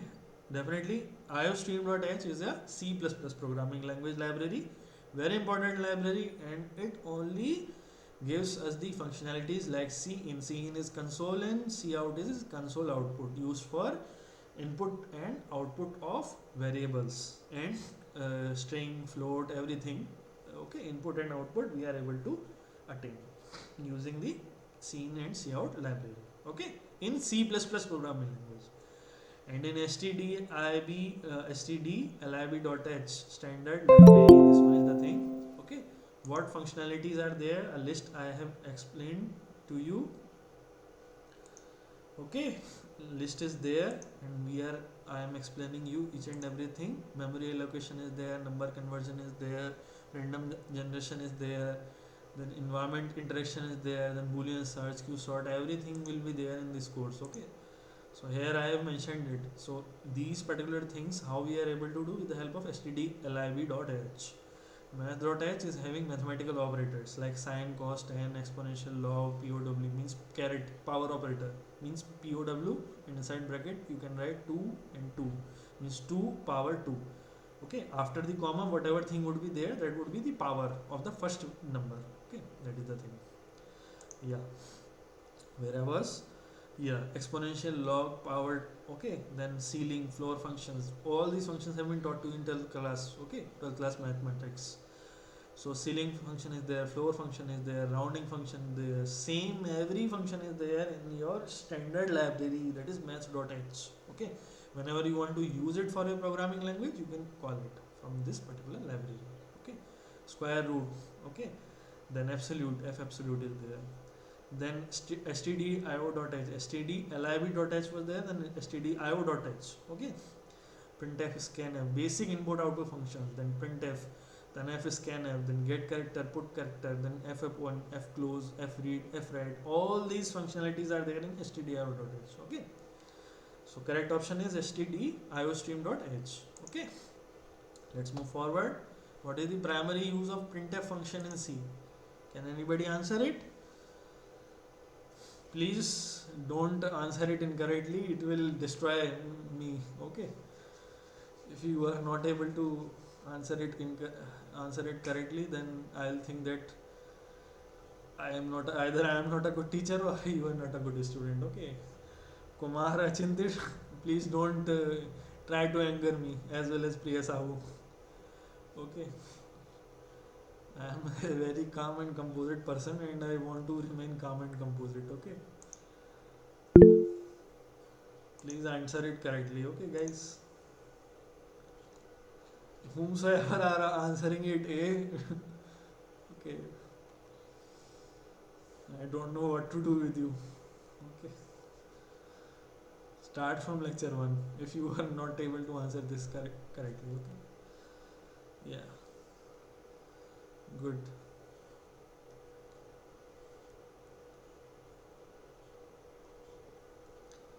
Good. I'll not waste much time on this. Yeah, display output on the screen. I haven't written much explanation to this question, okay, because this is very simple.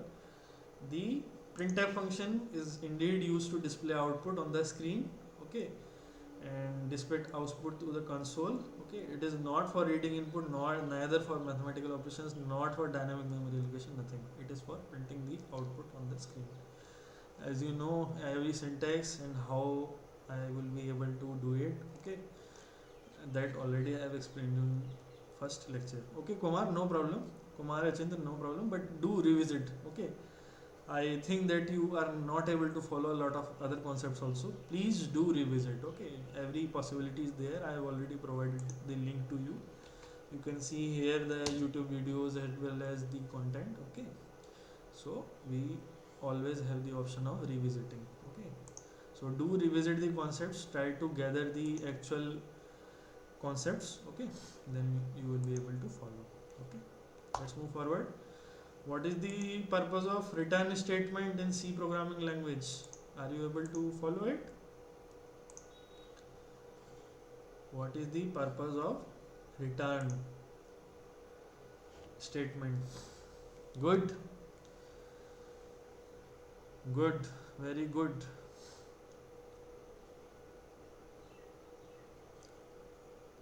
Very nice. Great.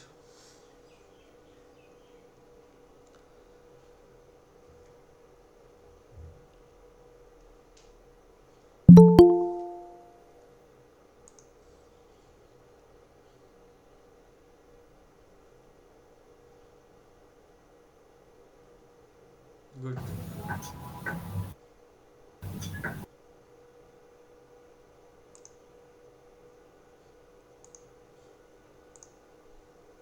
Yeah.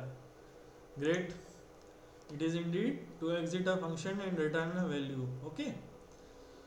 Yes. Return statement primary purpose is to terminate the execution of the function. At the last only I'll write return. Okay.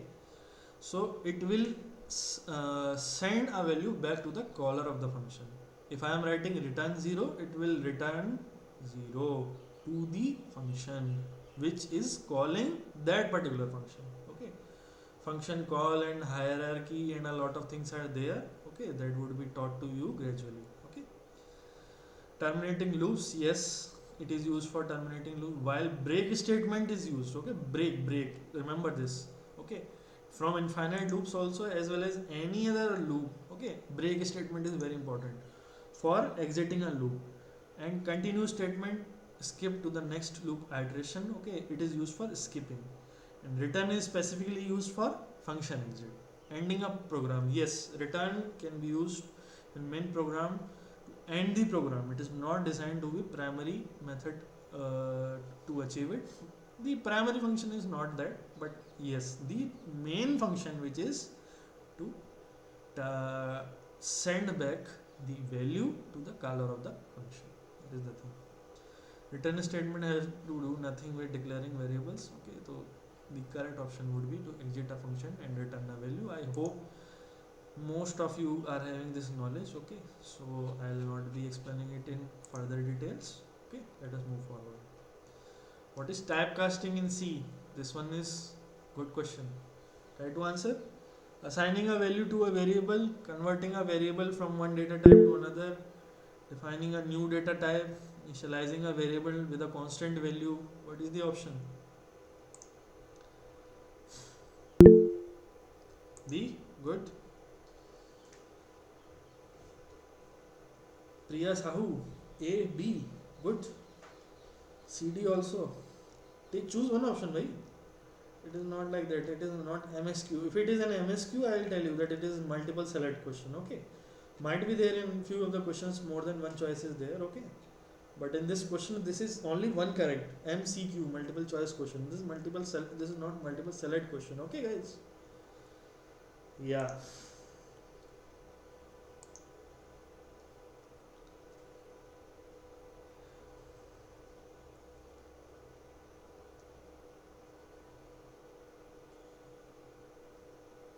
Good. Great. Typecasting in C is converting a variable from one data type to another. Example. See here. In pink color, I have given you two examples. Like converting it into a float, and I have written my float, and then I have provided my int, means integer is not having any value after decimals. Okay, so when I am converting an integer to a float, what will happen? It will be stored as, for example, if the integer is 2, then float of that integer means 2.00000, that will be the value of my float if my integer is 2.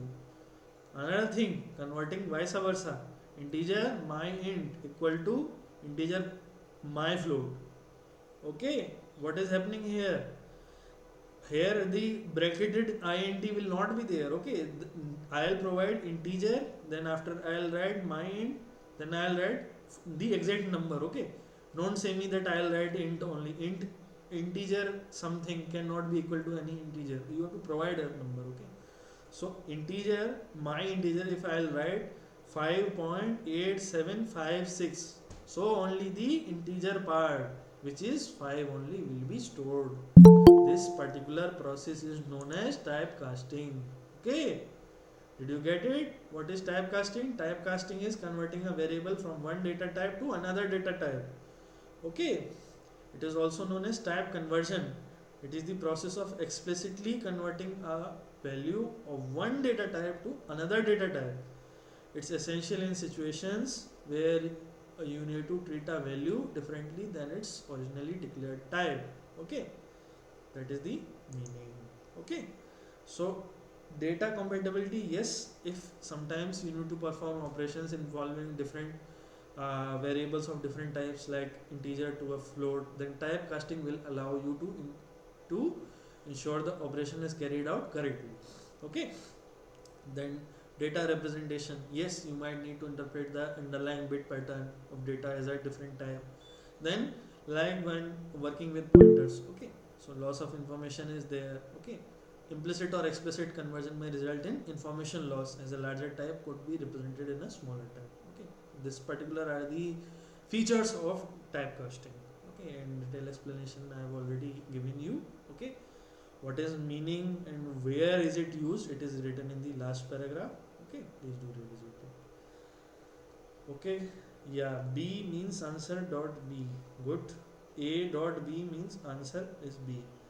Okay, please write it as answer dot B. Okay, I'll be not confused. Okay, yes, great. I started a bit late, sorry for that. Okay, there was some technical glitch in sharing the screen. Okay, I was able to join, but I was not able to share the screen.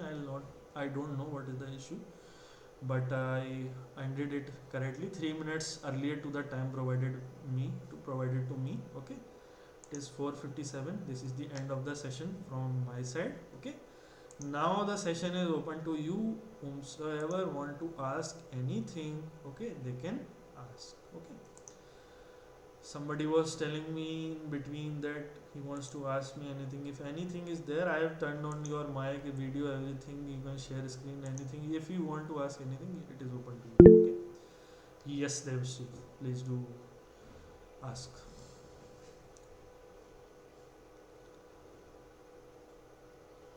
Anybody? Any doubts? Yeah. One doubt. If int equal to 4, what will be the value of float in decimal value? 4.00000. That is the answer. Okay. Means typecasting is there. Means what is the thing? That conversion is there. Means if you will write int x equal to 4, then you will write int float, float, and you will write y. Then if you will write y equal to x, then only the integer part will be stored.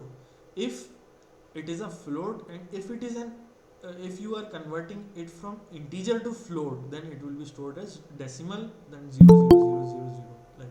Okay, that is the correct answer. Okay, sir, float can be word with modulo. What is modulo? I don't know what is modulo. Please do tell me first what is modulo. Okay, I'll also learn from you. Okay, yeah. Yes, Hari Babu has a question. If float a equal to 5 point, okay, modulus. Okay, good, good. I'll explain you. But let me first answer this question. If float a equal to 5 dot 0, then how 9 by 5 dot a equal to 5 dot 0 0? Okay, great. What is 9 oblique 5? 9 oblique 5 is 1 point something something. And into a, where did it happen? Please do tell me. I have never said it like that. Please tell me, Hari, in terms of code, okay, what you want to exactly ask and write the complete statement. Then only I will be able to get what you are asking. Yeah. Yeah. Now I will tell you, yeah, if float can be word with modulus, yes. Yes, modulus operator, yes, you can use it with float. Okay, no problem. It will just a second. Actually, I am also confused because I think in Python it sometimes gives error. Just a second. I'll confirm it to you once. Okay. In C programming, the modulo operator is represented by percentage sign. Okay, good. I thought it is modulus. Okay. So operator also I thought that it is modulus only. Okay. So initially it is percent symbol. Okay, that is I thought it is modulus only, means division operator, that it will give me the remainder, that I know. Okay, but I didn't knew that it is also known as modulo. So next time I'll remember. Okay, just 1 second,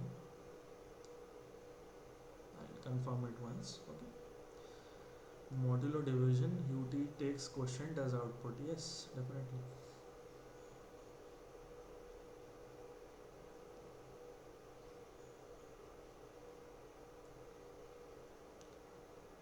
Yeah, any other questions, guys? So this typecasting is happening only with the primitive data, right? This typecasting is only happening with primitive data. What is Primitive data, what is primitive data? There the is integer float, the string, only those data this typecasting is happening, right?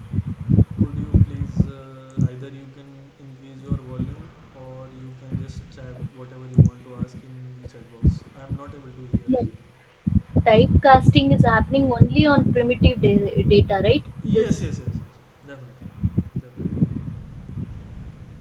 100% you are correct.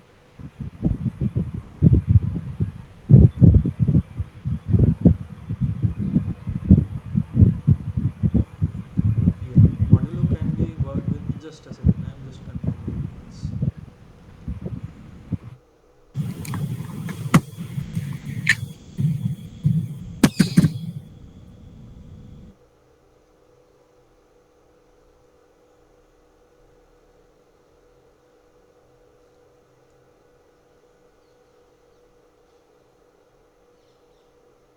No, you cannot use modulus operator in C with float. Okay, I was a bit confused. Okay, because of the multiple languages which I work on. Okay, final answer I have provided you. You cannot use. Modulus operator is percentage symbol, Yeah, right? it is percent symbol. Yeah, definitely. And it is used I to have learned. it is used to find the remainder when one integer is divided by another. You are absolutely correct, Rishi. Yeah. It does not take quotient as output. Vinayak has written it takes quotient as output. No, it does not take quotient as output. It takes remainder as the output. 5 mod 2 is 1. Yes, of course. Okay. Okay, Vinayak and Rishi and Vrinda also. What? I was just confirming that you are clear, Rishi, Vinayak, and Vrinda. I answered all of the your queries. If you are clear, then tell me yes, we are clear. Otherwise, ask another question.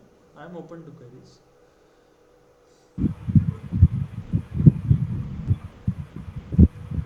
So Okay. how is typecasting is happening with the string data type?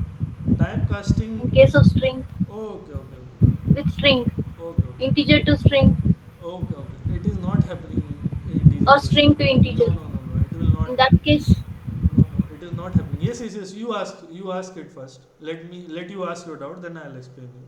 Okay.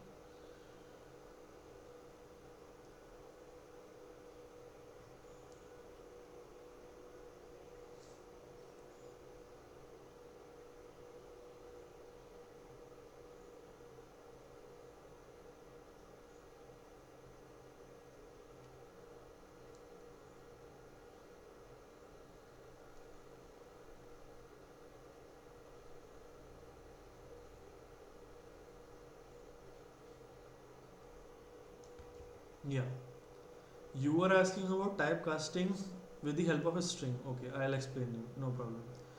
See, this particular concept will be taught to you gradually. Okay, so it is not like that. Ki here only everything is over. Okay, I'll explain you.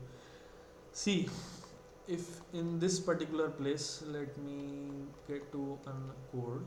Okay, just a second. Here. Okay. If see here I have written int a equal to 5, b equal to 3. Okay. In place of 5, okay, I may even choose to write capital A. Okay. I may even choose to write capital A. So first of all I have to say character and any other variable like x, then I'll declare it as variable. So typecasting when it comes to string operation, then it is carried out using ASCII codes, American Standard Code for Information Interchange. That only you have to Yeah, use. of course, I learned. Yeah, you learned, but another person was asking, so that is why I'm explaining you. Okay. So using that only the interchange is happening. So capital A is 65. Similarly, small a ASCII code you have to remember, and what the output is asking that you have to see. Okay. For you, I'll keep an example in the next session. There, with the help of an example, I'll explain you how typecasting is happening uh, uh, with a string. Okay, how it is actually getting converted to number. Okay, and after that, how you are able to achieve output. With the help of an example, in the next session, I'll be able to explain you. Okay. Yes.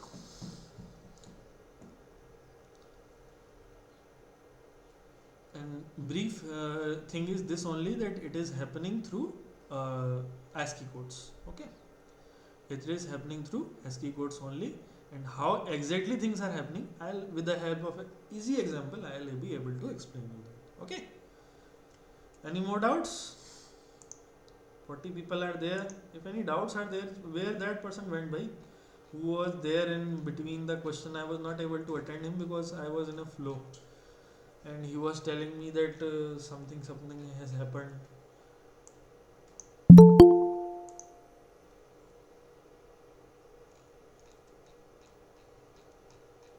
Any more doubts? Anybody would like to share a screen and ask doubts? Anybody wants to do something? Any doubts? Anybody? See, session is over from my side. If you are having any doubts, then please do ask me. Rest you can leave, but do join the session next week same time. Okay. This is my sincere request. Sir, Yeah. sir, can you please tell me what is ASCII value again? ASCII value. What is ASCII value? Please repeat the question. Sir, what is ASCII value? Okay, okay. What is ASCII value? The entire concept of ASCII. I'll just explain you. I'll remove this slide. Okay, and then I'll open the previous week's slide. In that I have explained you. Okay, just give me 2 minutes.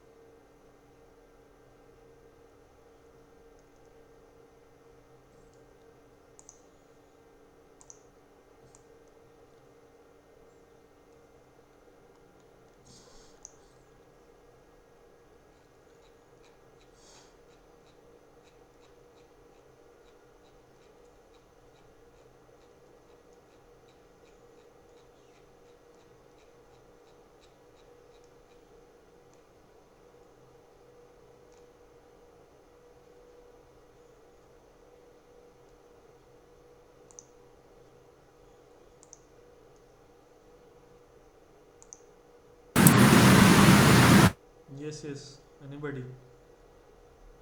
Sir, could you able to explain about the format specifier, sir? Format specifiers. Exactly what? Integer, float, Sir, double, all these. yes, sir. Okay, okay. I'll just explain.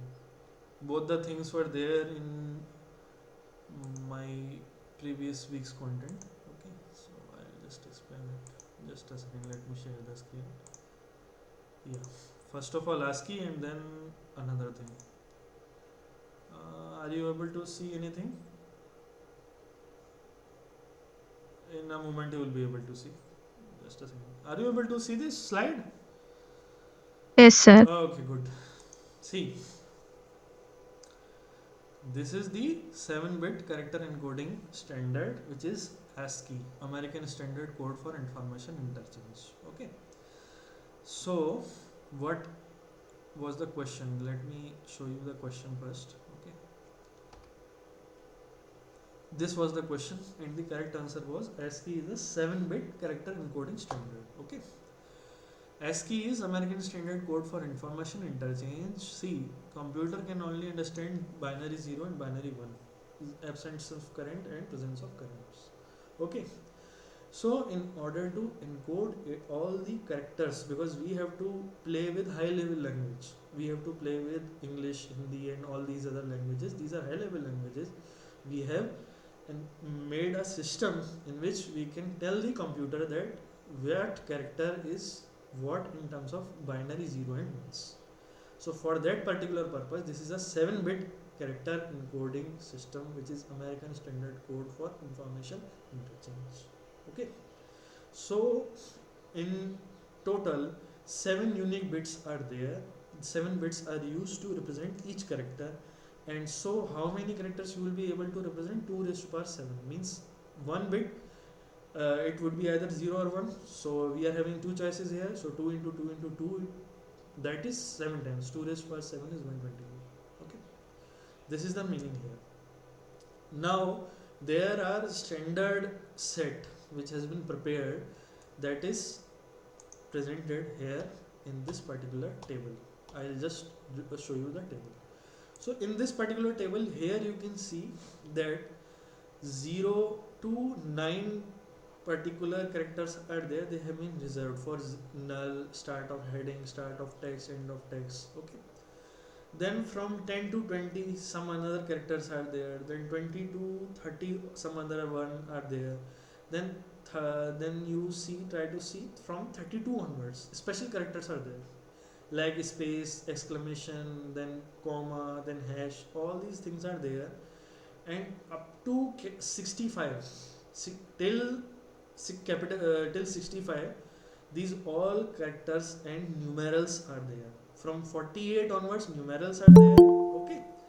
from 48 to 57 different numerals are there, and from 32 to 47 different types of characters are there. Like, okay, and now you try to see that from 65 onwards capital letters are stored. Okay, so in total how many number of characters were there? 0 to 127. These are the numerals in decimal format, decimal number system. Okay, and they have been converted to particular ASCII codes, means codes for information interchange in form of 7-bit numerals. Okay, so your decimal number system starts your capital A in decimal number system in ASCII will mean 65, and till that you will try to continue till 90. These are the capital numerals. After that some symbols are there, and from 97 to I think 122 small letters are stored. So try to understand the flow. If you are typing on your keyboard small a, it means in decimal number system 97, and that will be converted to your binary number system, and that is how your small a is stored in the memory. This is the practical aspect. And regarding your exam point of view, I suggest, just a second, I suggest you all guys to just remember these much information, that from 0 to 9 ASCII codes 48 and 57 is there, then capital A to capital Z is there in 65 to 90, then small a to small z is 97 to 122, and some small special symbols are also stored. This is in total what is the meaning of ASCII table and what you all have to remember. And regarding the typecasting and changing in terms of string, I'll bring in an example in next class and I'll explain you the practical utility. Okay. And what other question was there regarding the data types? Okay, just a second. Format specifiers. Format specifier. That is percentage D, percentage yes. She is asking.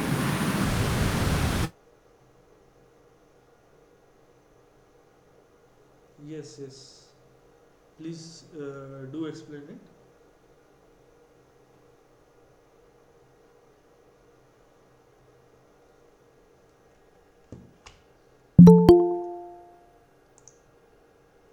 Percentage D. So can you explain her? You are also here. If you are able to explain it, then please explain it. I taught you. I taught you all. If you remember, what are different percentage D, percentage S, percentage this, percentage anything, you can also Sir, explain that is it. used for specifying the format of Yes, yes, the yes. variable for getting the output. Getting the output as well as getting the input. Okay, just give me a few seconds. I'm opening that slide only. Okay, I'll explain you. This I taught Yes, sir. in previous week. Okay, still I am happy to repeat, no problem. Sir, in typecasting, there are two types of typecasting, right? Sir, implicit and explicit Yes, yes, typecasting. yes, yes, yes, yes. So, could you able to explain that, sir? Yes, with the help of an example, I'll explain the typecasting in detail in the next week. Okay. With the help of an example, I'll bring the ASCII codes also. Okay. Sir, why ASCII code is called 7-bit? Why it is called 7-bit? Okay, good. Yes, sir. Because it is a standard. It is a standard 7-bit encoding system. Means 7 bits means 1 bit is either 0 or 1. Okay, so it is a standard 7-bit means 7 set of 0 and 1 places are there, and through that particular system we have incorporated 127, from 0 to 127 characters or symbols or keys into our system. That is why it is 7-bit encoding system. Now you want to ask me why they kept 7 bits. So that is related somewhat to electrical engineering. Okay, so in the transistor channel set, they tried with two sets. First they tried with single set. So they were able to store very few, either 0 or 1 will be there. So then they increased the number of channels to 7, and nowadays in the computer architecture is 32-bit and 64-bit. Even 128-bit and 256-bit are also available in high-end computing systems. Okay, so initially when C programming language was introduced, it was 7-bit, and why they kept 7 bits, that I am able to explain, but it is somewhat out of the scope of this particular course. Okay. I hope you got explanation, right? Still any doubt?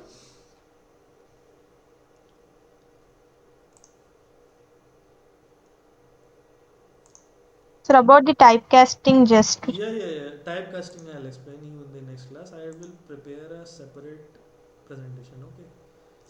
I'll explain you the Okay, sir. typecasting with the help of ASCII codes also, because you want to know typecasting, how is it happening in string, how is it happening in uh, general, and what are the types. I remember your question. I'll explain you in the next slide. I have to create a slide. Right now my tab is Okay, not sir. working, otherwise I would have written. Okay, I would have written it on the tab and told you. Okay, my tab is unfortunately not working. Please give me 1 week's time. Do join the session next week. Okay, I'll explain you it in great detail. Okay, typecasting. Yeah, Yes, regarding the sir. format specifiers. Okay, regarding the format specifiers. See here, printf. I explained you what is printf. Printf is used to print formatted output, and when something is there with formatted output, okay, so there would be format specifiers. This one is the standard syntax for printf function. Printf, then in double quotes you have to write the format string, and after the comma you have to write the argument list. Okay, this is the particular common format specifier in C language. Okay, I was asking you which format is specifier. I thought that you were having doubt regarding any special format specifier. That is why I was just asking which format is specifier. I know what is format specifier because I only taught you. Okay. Yeah. So these are in total the format specifiers of your printf function. %d means integer. Okay. I will write to print a particular integer %d, and the syntax has been provided here. Okay, printf, then in double quotes I'll write down %d, then comma, after comma I'll write down 10, means it is telling that an integer is getting printed. So output of this particular thing will be 10, this particular command. Okay, then %f is there, means you will be printing a float. That is the meaning. Printf, then in double quotes %f is there, after that 3.14, and how many numerals you want to write, you can write, and that will print up to 6 decimal places by default. Means the output will not be 3.14, it would be 3.14, and after that 4 more zeros. This is the meaning. Then %.nf is there, means floating point up to n decimal places. Means if I write %.2f, it will be restricting the output to 2 decimal places. Means if I write down 3.14157, it will restrict the output to 2 decimal places, because I have specified here %.2f. Okay, so then comes your character. %c is your character, then printf, then it is written in double quotes %c, then it is written capital A in single quotes. So %c means a character is getting printed. So capital A would be printed. Then string is defined by format specifier %s. So printf %s is there, then after that comma in double quotes I provided high, so high will be printed because high is a string. The string is nothing but a set of characters or numerals. Then another thing is there, that is %x, means hexadecimal integer. If you will execute this particular statement printf, then after that you will specify, then a hexadecimal integer is there, and you will write down 255, then it will convert automatically 255 to hexadecimal number system, and it will be ff. Okay, So output will be FF. This is regarding printer. Now format specifiers are there, even in scanf standard syntax is there. I have given you the slides also. Okay, so same format specifiers will work with scanf function also. Okay, no problem. So %d will be for integer, %f will be for floating point, %c will be for character, and %s is for string. Okay, so this is in total with regarding your percentage string. And regarding your typecasting, I'll given you a few examples with in both input and output, so your concept will be concrete. Okay, do join the session next Okay, week. sir. Okay, same So time. for using long float, we specify LF and long double. There is also specify for that, sir. Yes, yes, yes, definitely, 100%. Okay. Okay, sir. Thank you, sir. Okay. Anybody else? Ipshita, I think. Sir, I have one doubt. Why we are using macros in program? Why we are using macros in program? Okay. Yeah, Has it could you explain? has it been explained in the lectures?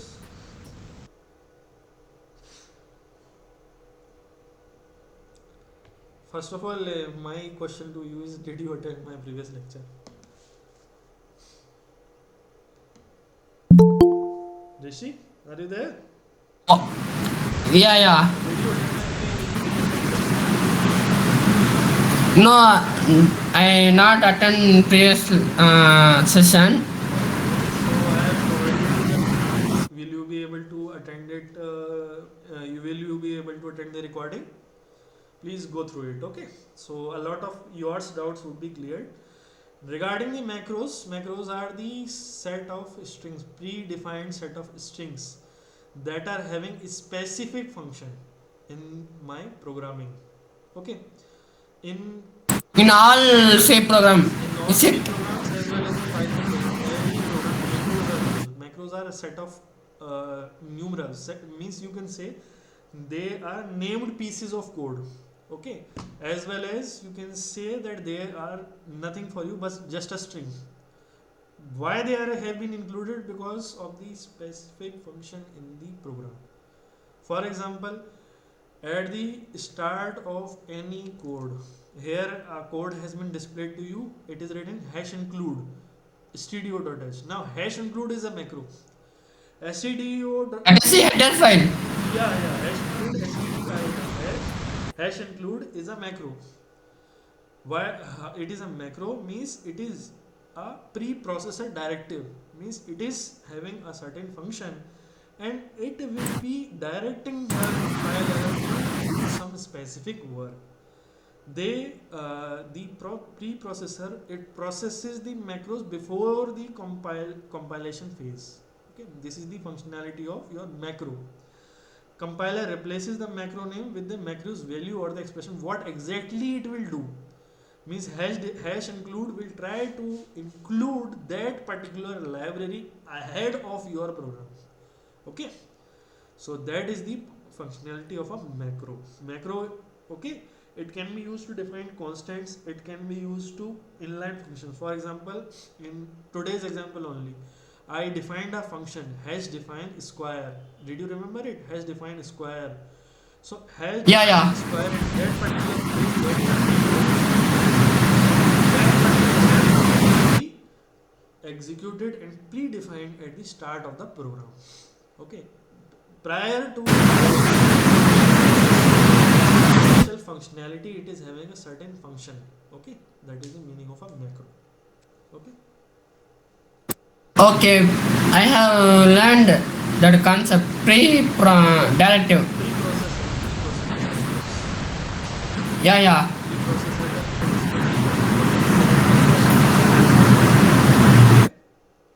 Okay. I have that concept in my college book. Okay. Good. Great. Okay, fine. Any other doubts? Anybody? Yeah, Ipshita, you asked anything regarding format specifier. Are you clear?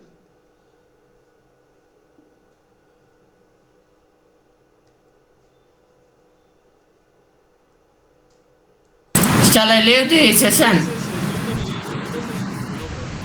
It is over from my side. Okay. Okay, fine.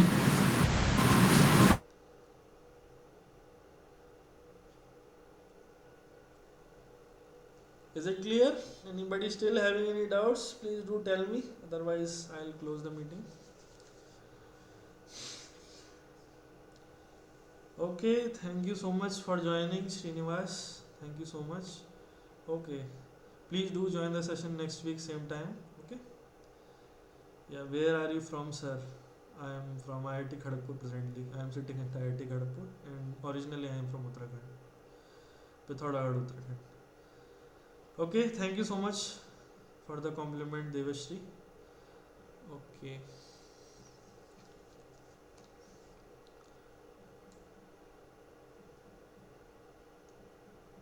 Okay, thank you so much, guys.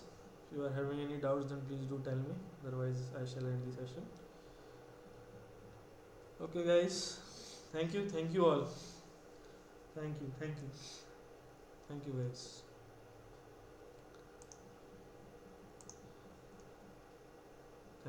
you so much.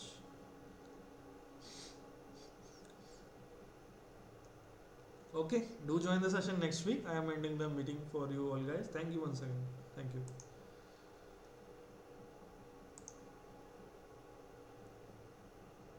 you.